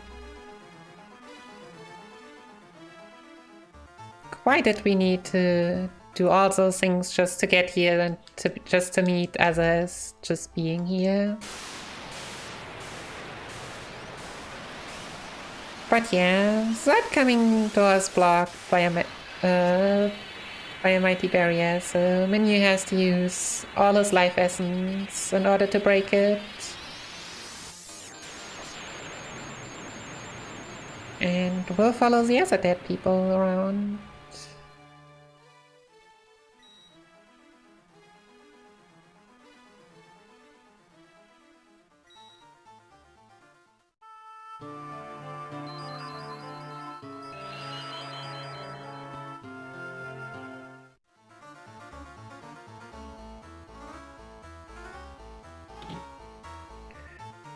So that now we can get the ultimatum. So you see around, there are like the two other blue orbs, there are 4 in total, which increase one of the 4 stats by 5. But only on one character, and I'm still not sure if it's a random one or, but for me it has never been on the one that I actually needed it to be on.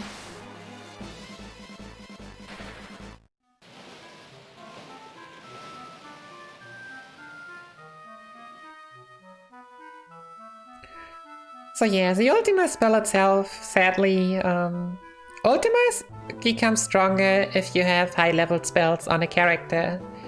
So if your character would have a bunch of level 16 spells, that would be good.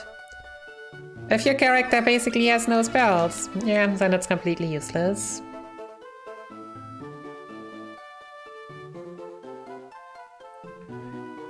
But yeah, moving back to Finn, which is attacked by a cyclone. We first get the keyword cyclone to get some items, and where is it? Yeah. Use this pendant on this magic mirror in order to hatch the egg that we've put into Dice Cave earlier.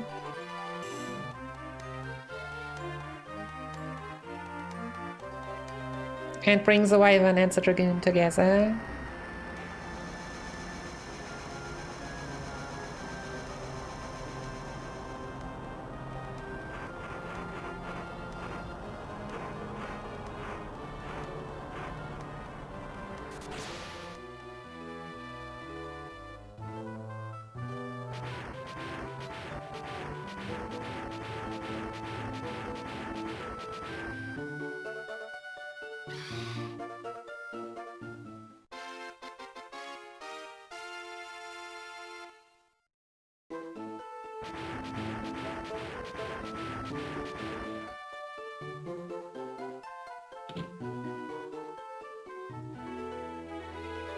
So yeah, heading all the way out now.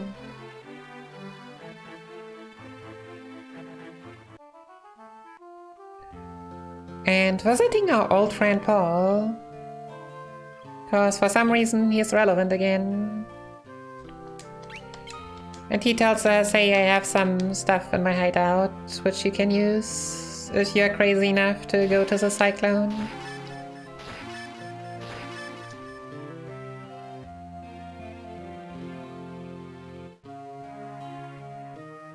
One, two, 4, 5.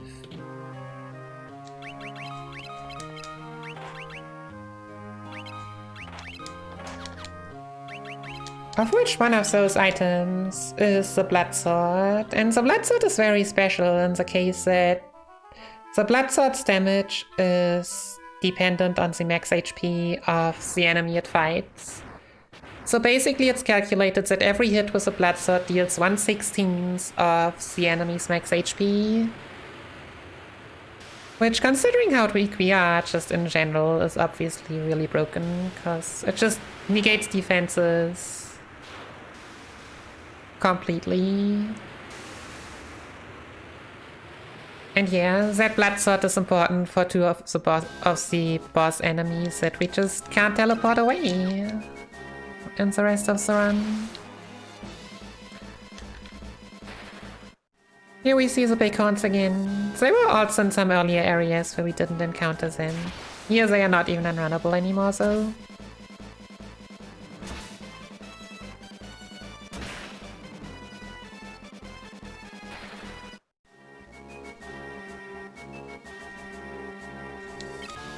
Yeah, like you were saying earlier, it's the formation, not the enemies, right? That flags whether you can run or not. Yeah, exactly. Like an enemy might be like unrunnable together with another enemy, but alone completely harmless. Or even the other way around.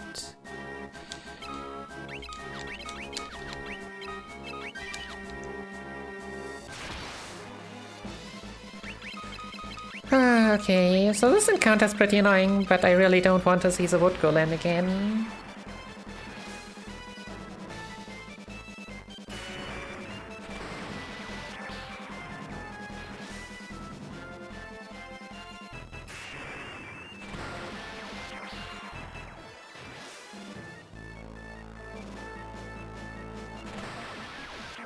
So I'll just stick with trying to teleport the Devil's Bloom.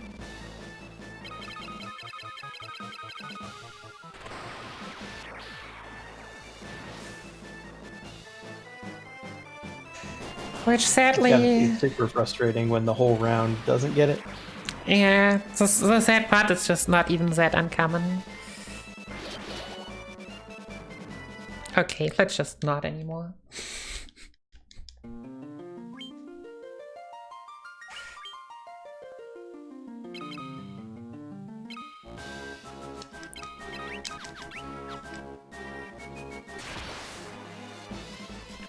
So there we go, that's better.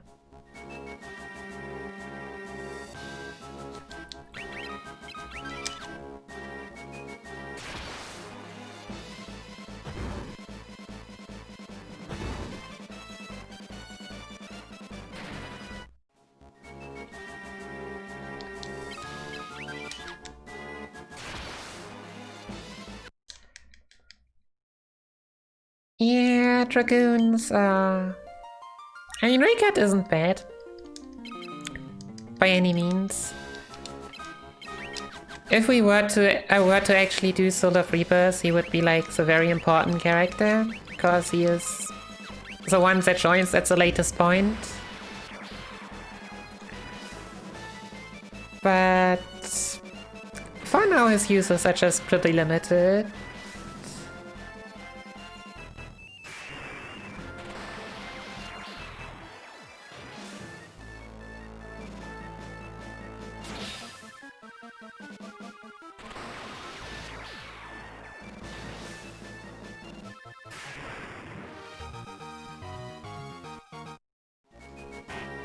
Getting Rickard confused here is just the dress rehearsal for Kane betraying you in Final Fantasy II US.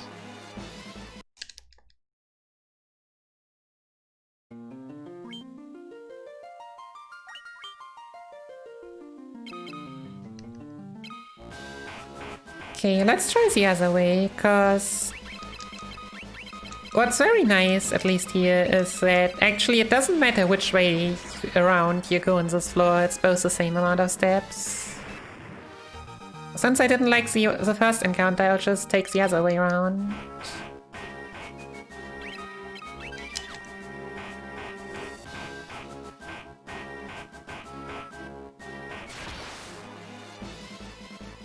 Since we had a blurb come up in the chat about our charity that we're raising money for, I will give you some more information.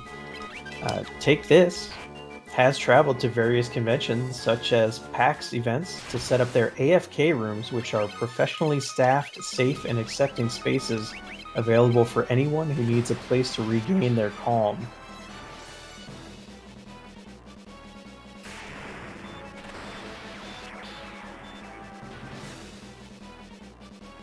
With many marathons having gone virtual this year, Take This has also taken note. AFK Online is a moderated Discord server that's been specifically designed to offer peer-based, non-therapeutic emotional support to attendees. You can visit takethis.org for more information and a link to the server.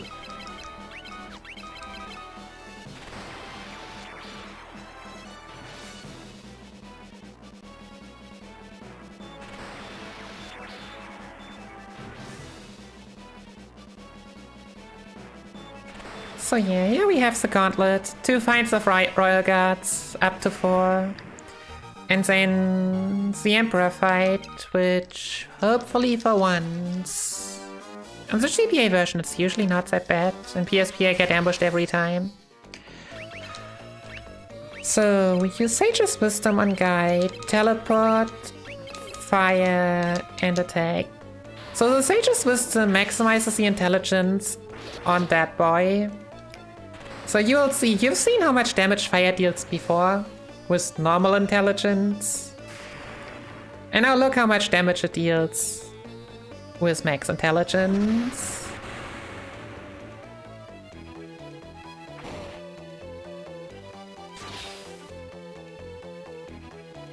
Ah, that's bad. Regret. But yeah. Fortunately, that means that, except for like throwing a lot of fire tomes for very few damage, all we need are now 2 fire tomes and an attack by regard, and have a solid 2-turn kill instead of like 4 or 5 rounds.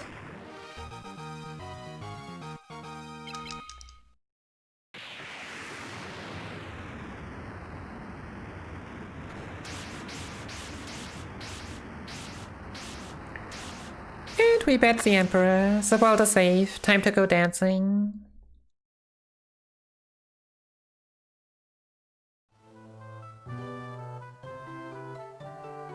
Definitely, a Final Fantasy boss has never come back after they've seemingly been defeated ever before. No. And no one is wondering what happened to Sproul. Celo's brother, who we have not seen ever since we got killed 5 seconds in.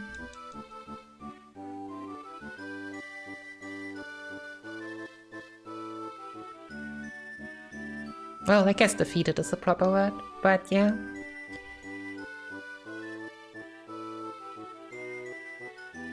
Now seems like a good time to mention again that the next game coming up is Superman. We do have an unmet incentive for that, where we will be adding on the Japanese version differences showcase at the end of the run. We're still a little bit short. We need $125 more total to meet that incentive.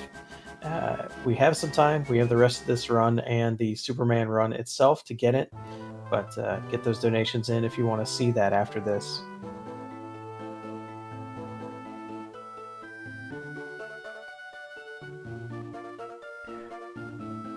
Alright, so dancing is done. Squall has declared himself the next Emperor.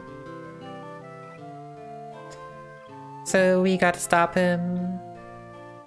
And for that we now need an airship, so...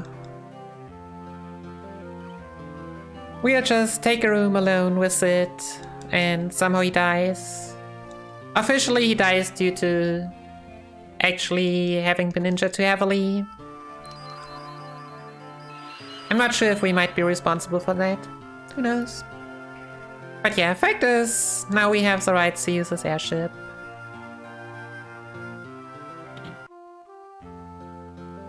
So we'll make ourselves on the way.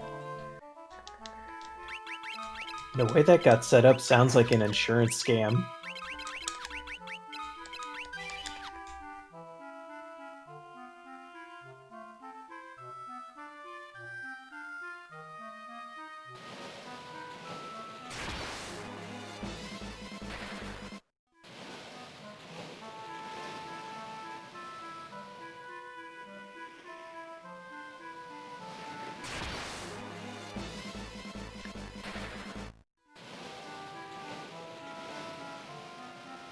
Yeah, it's just one of those easy to make fanfictions.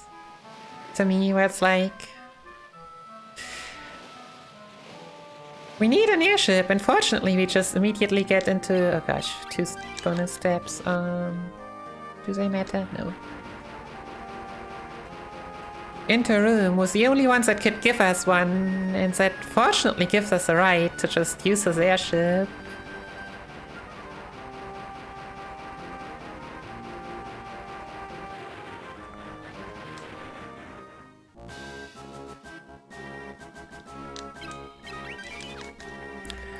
So yeah, to fly into Palmyra Castle. So very early I was asked about how Soul of Rebirth runs would be. So if I were to do any percent into, like this run into Soul of Rebirth, then the only difference would be that I would go for 2 chests in here. To give them to Rika to actually be stronger when going through that place. There's another Final Fantasy II versus Final Fantasy II US connection with the Pitfall. Yeah, just at this time we just all jump off the airship.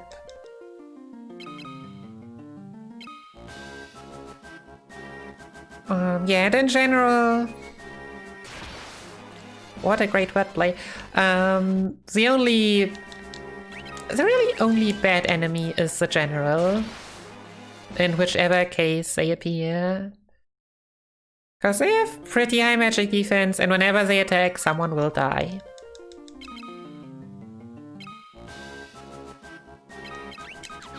Especially since he's in this early floor, they are very rare, so...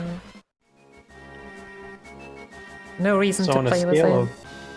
On a scale of 1 to 10, how annoying is it that when you reset, it doesn't default to the last game you were playing and you have to reselect Final Fantasy II again? It depends.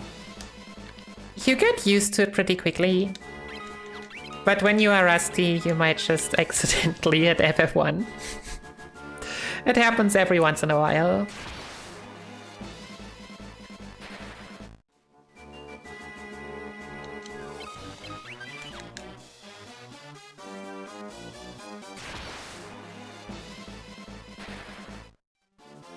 Especially if you don't pay too much attention. It's like, whoops, that's not the game I wanted to go to.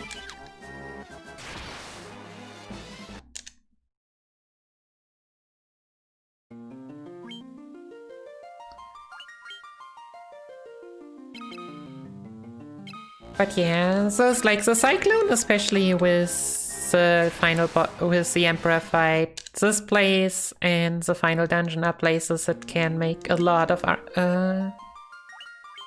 lose and save a lot of time. At the moment it's looking really, really bad. Just because of getting unlucky encounters for the wrong group. Yeah, like I'm fine with everything that's not a general encounter. There are some other unrunnables, but even as a preem, the general is just really, really bad. There we go. And like I had a PB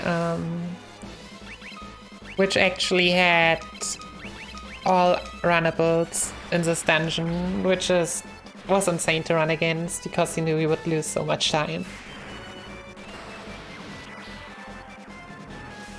It's just unlike other games where you're like RNG only kills, like only brings you time losses. Like if you get such a great segment, then you actually can save a lot of time. That also happens every once in a while.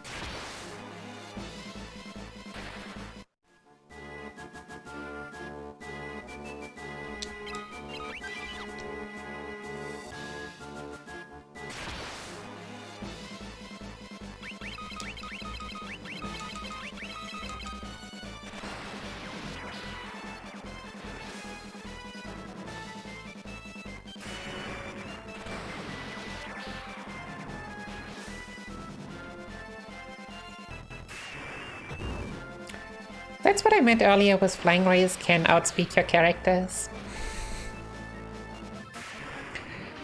That boy with his shield level 5, just not fast enough.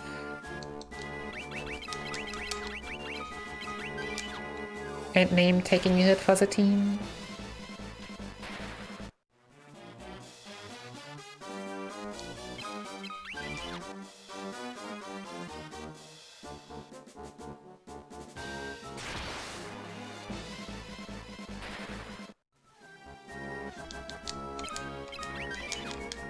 Yes, so one character has to be in front row or else the menu will not approve.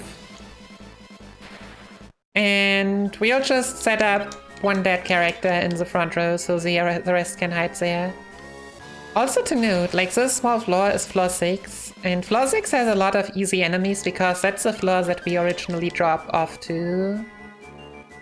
And so we can use that to like set up ourselves to only get one encounter in this pretty annoying floor.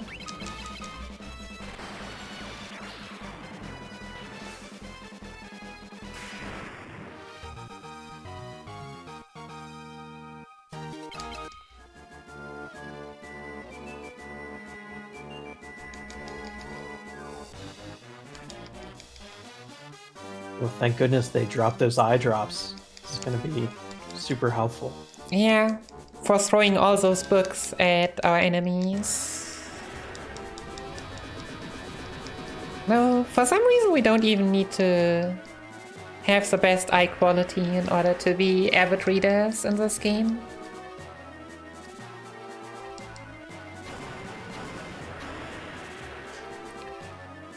But yeah, just as we try to stop Squall, the Emperor comes back from the pandemonium and is like, nope.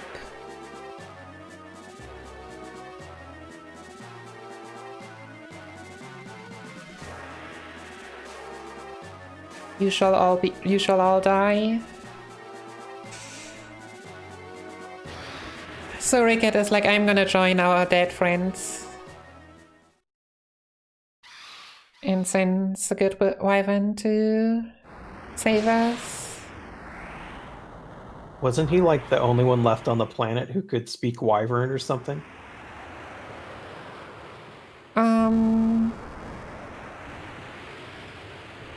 No, he seems to have a special connection. I mean, we were able to talk to like the old dragon wyvern earlier, who gave us the egg, so like he probably has a special connection and like can communicate with them on another level, but I would just guess that they are able to learn normal human language.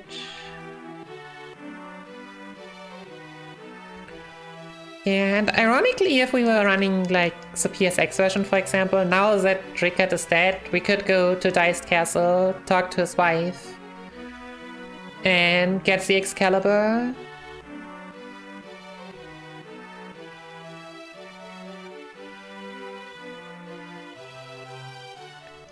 Which then could be used to mightily swing that sword.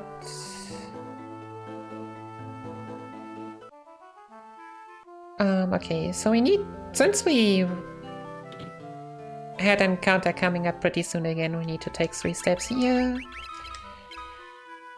Not to forget, our good friend Leon is left-handed. So we want that blood sword in the left-handed, not in the right.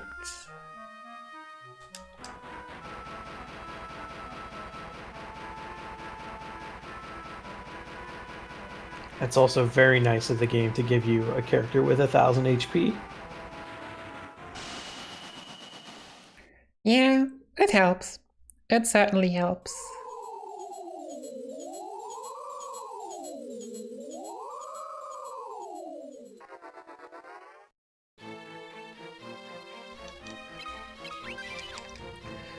And so, yeah, the new Pandemonium, which we can physically see, but it doesn't really have an entrance. Come on. But we have to go through the Jade Passage. Now make our long, long way.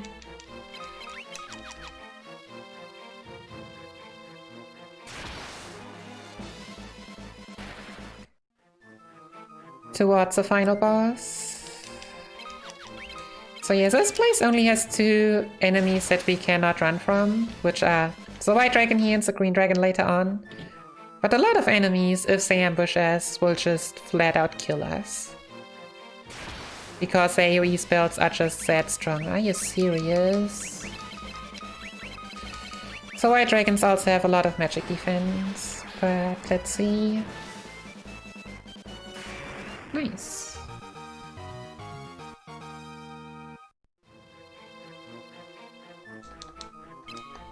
So yeah, 15k gil, now I have 80k. Don't need to sell the elixir anymore for the small shopping we are still gonna do.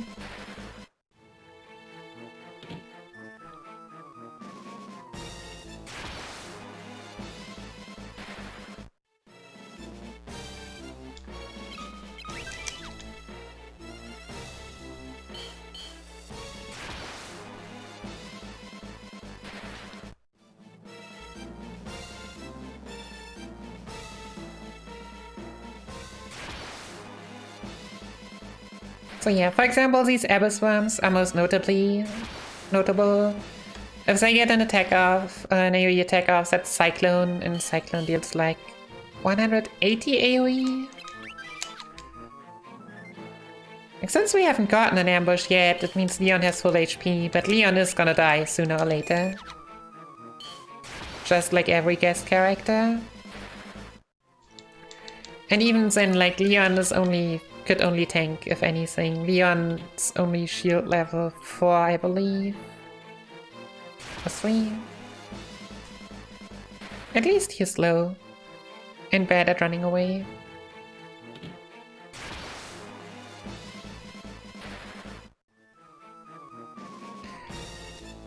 Yeah, that hidden shop has some really neat spells. Including, like, if you want to go the mage route, the flare spell, which is the most expensive one. Haste if you want to go the physical route. I think there's also...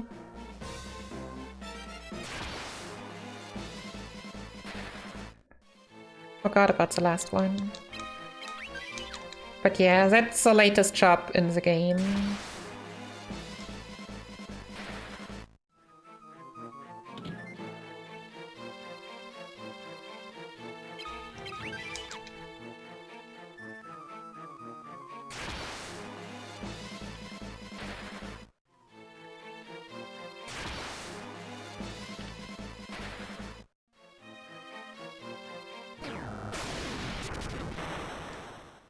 Alright, and now we are in the Pandemonium.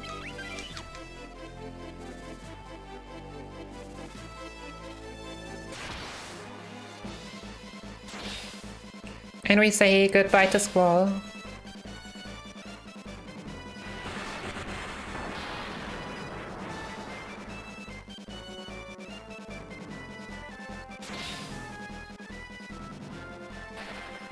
Oh, that was unexpected.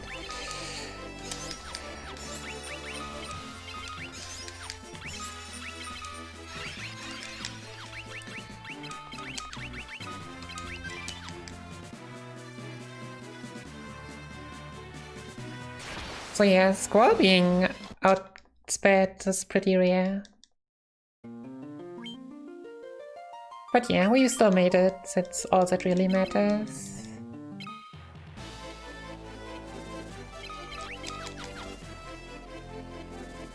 And for the most flaws, I don't really want to play with Lamia Queens.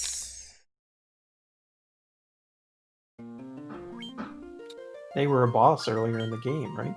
Yep.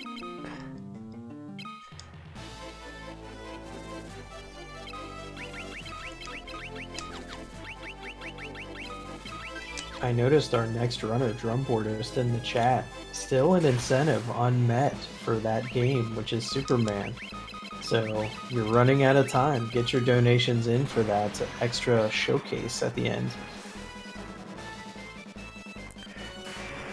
So yeah, in theory, Lamia Queen shouldn't be that likely in this floor, but as you know, RNG is not really RNG, so when you see the Lamia Queen for the third time, at some point you just give up. Oh, like, okay, let's see what the next spot gives us. Yeah, fortunately wasn't too bad this time.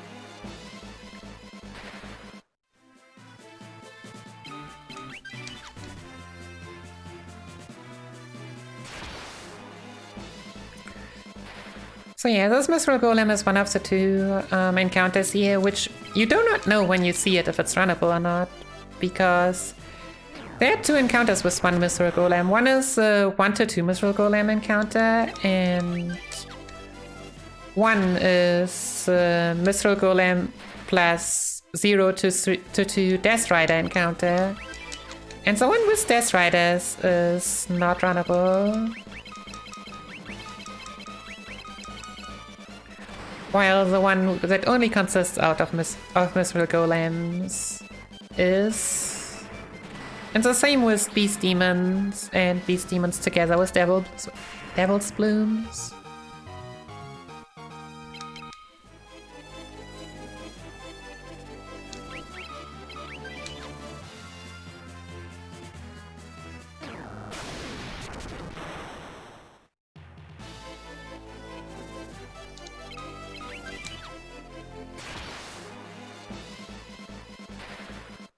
Okay, got lucky there. So yeah, slowly making our way through, abusing some shortcuts. Yeah, nope.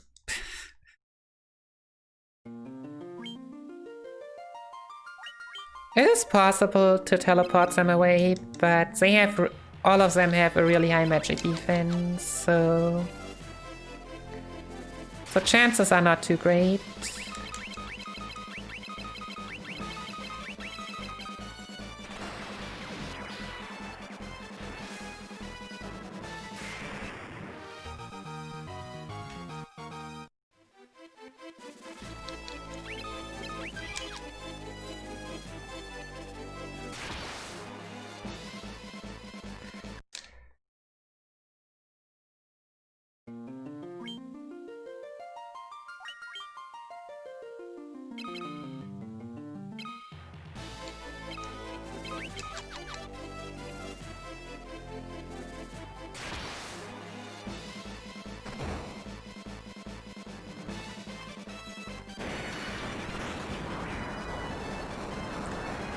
This is why we heal 2 characters.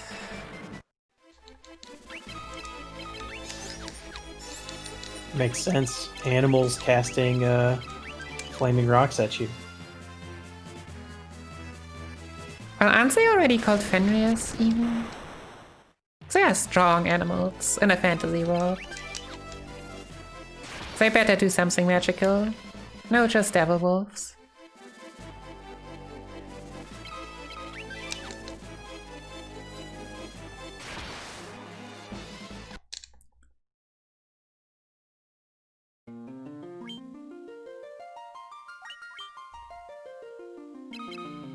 There is a schedule. We can link it here for you.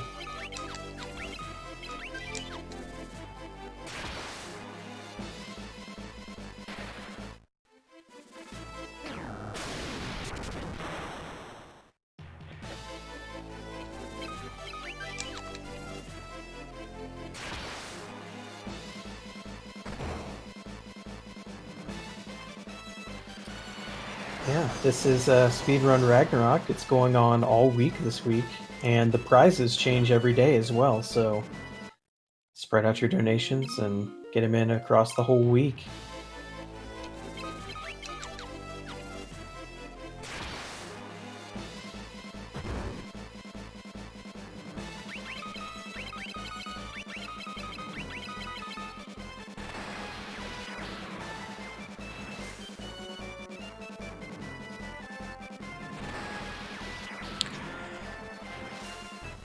So yeah, sadly, the encounter and oh, nice Sage's Wisdom drop.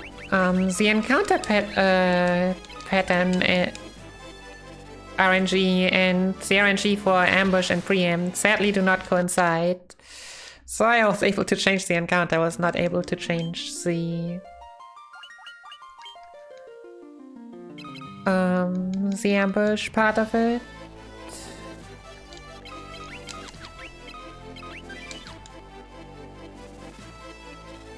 The fact that one of your party members is chronically in critical HP has got to make anybody who plays these games casually so nervous. Yeah, the thing is just that Celis has, like, what, 87 HP total? Like, if she has one that's 87 HP, she basically gets one shot mostly anyways.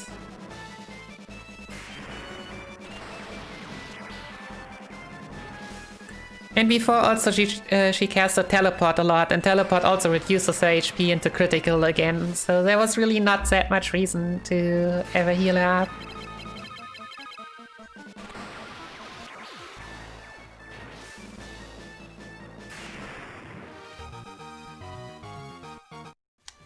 I also only have so many high potions anymore.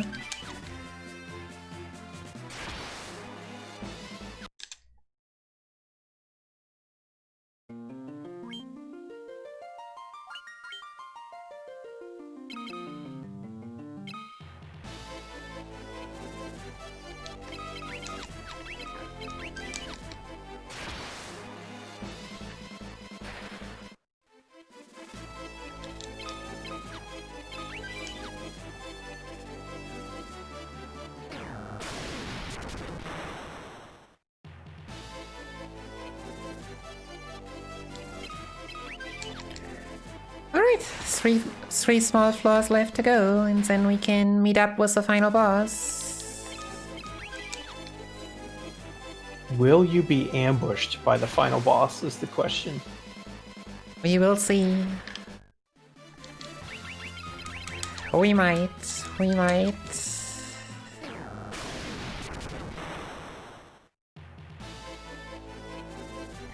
So 2 more encounters, I believe. Should be 2. I could force it into this floor, but the floors in the encounters in the last floor are usually more diverse. Oh, not even.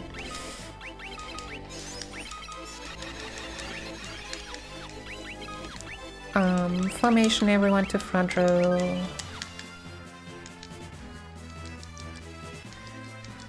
So yeah, I've gotten a Sage's Wisdom drop earlier, and haste scales off of... where is it? Of intelligence, so... let's see if we can get in a buffed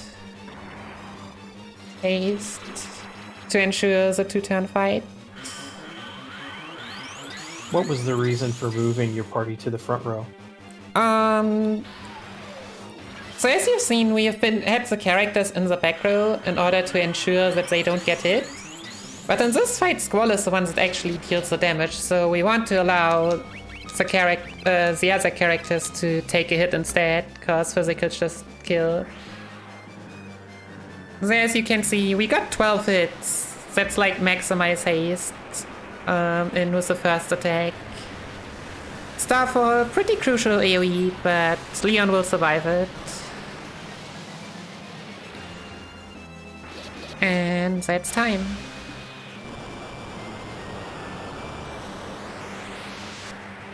GG. That was a good run. Thanks a lot. That was really an amazing run for Marathon Run.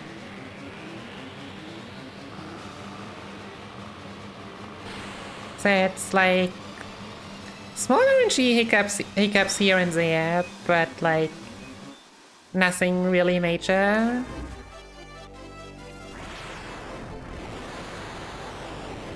And that with the usual amount of extra saving I do in marathon runs.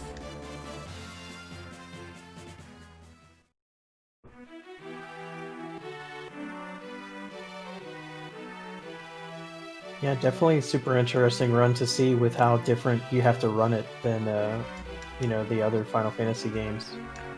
Yeah, like the FF2 speedrun for a long time at like, I think, like people were generally like, yeah, all you do is throw teleport tomes. But at this point it has evolved to like being a lot more, like for the first hour you are more like occupied with your fire tomes. And you have like the Sage's Wisdom strat, the step route to look out for. And all that stuff.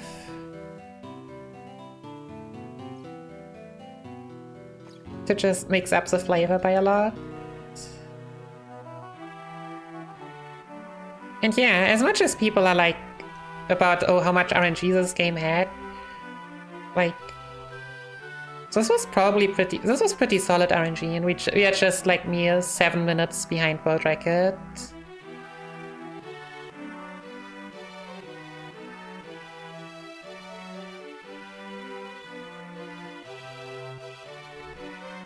But yes, that's it for me. I hope you all enjoyed it. I'll still let the credits run as long as I don't hear anything else.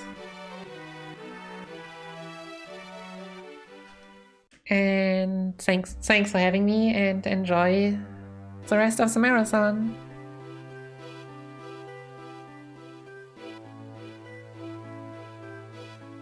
Cool beans. Thank you, Nikki. While the credits are running here, I'll get a few things going here while we're between runs.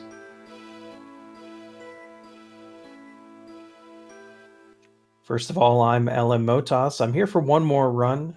That next run is going to be Superman. We do still have an unmet incentive for Superman, where we will be adding on the Japanese version differences showcase to the end of the run. We're $125 short of getting that. Drumboardist would love to show that off if we can get some donations in there for it.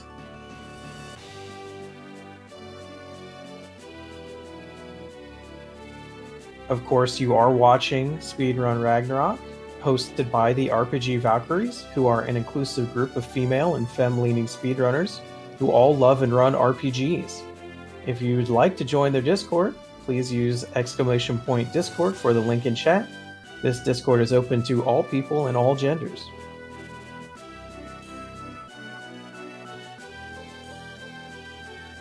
We are raising money for Take This, which exists to let people know it's okay not to be okay.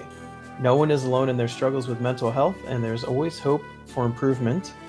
Take This's motto is HERE, which stands for Hope is Healing, Each Person is Unique, Respect Your Journey, and Every Accomplishment is a Victory.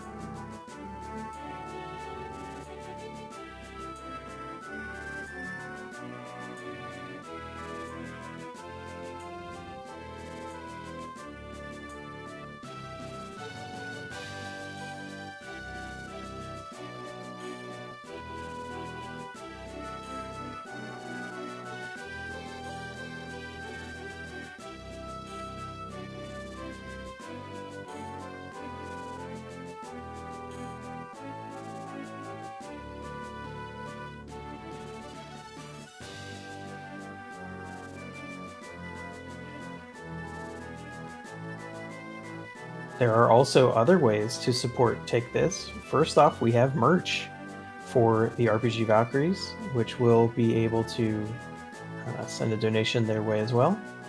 You can also buy games at humblebundle.com and choose Take This as your charity of choice to support with your purchases.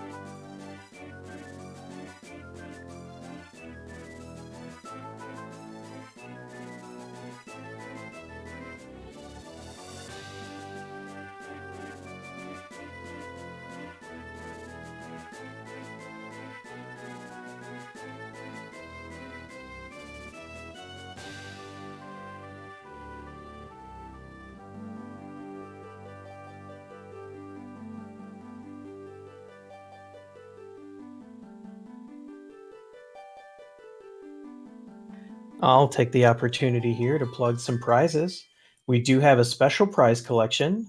Anyone who donates at any point in the marathon is entered to win one of these 4 games, as well as the daily prizes for whatever day you donate for. The first is Collection of Mana for the Switch. The second is The World Ends With You for the Switch. The third is Kingdom Hearts 3 for the PlayStation 4, and the fourth is the Kingdom Hearts compilation, aka Kingdom Hearts The Story So Far for PlayStation 4. In addition, we have 2 prizes for today, which is Tuesday. The first one of those is from Take This itself, the official Penny Arcade limited edition castle pin.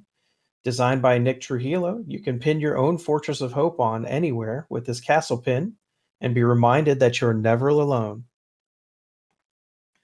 We also have a perler of Samus Aran made by Kinda Nerdy Housewife. You can see pictures of those at the linked prizes page.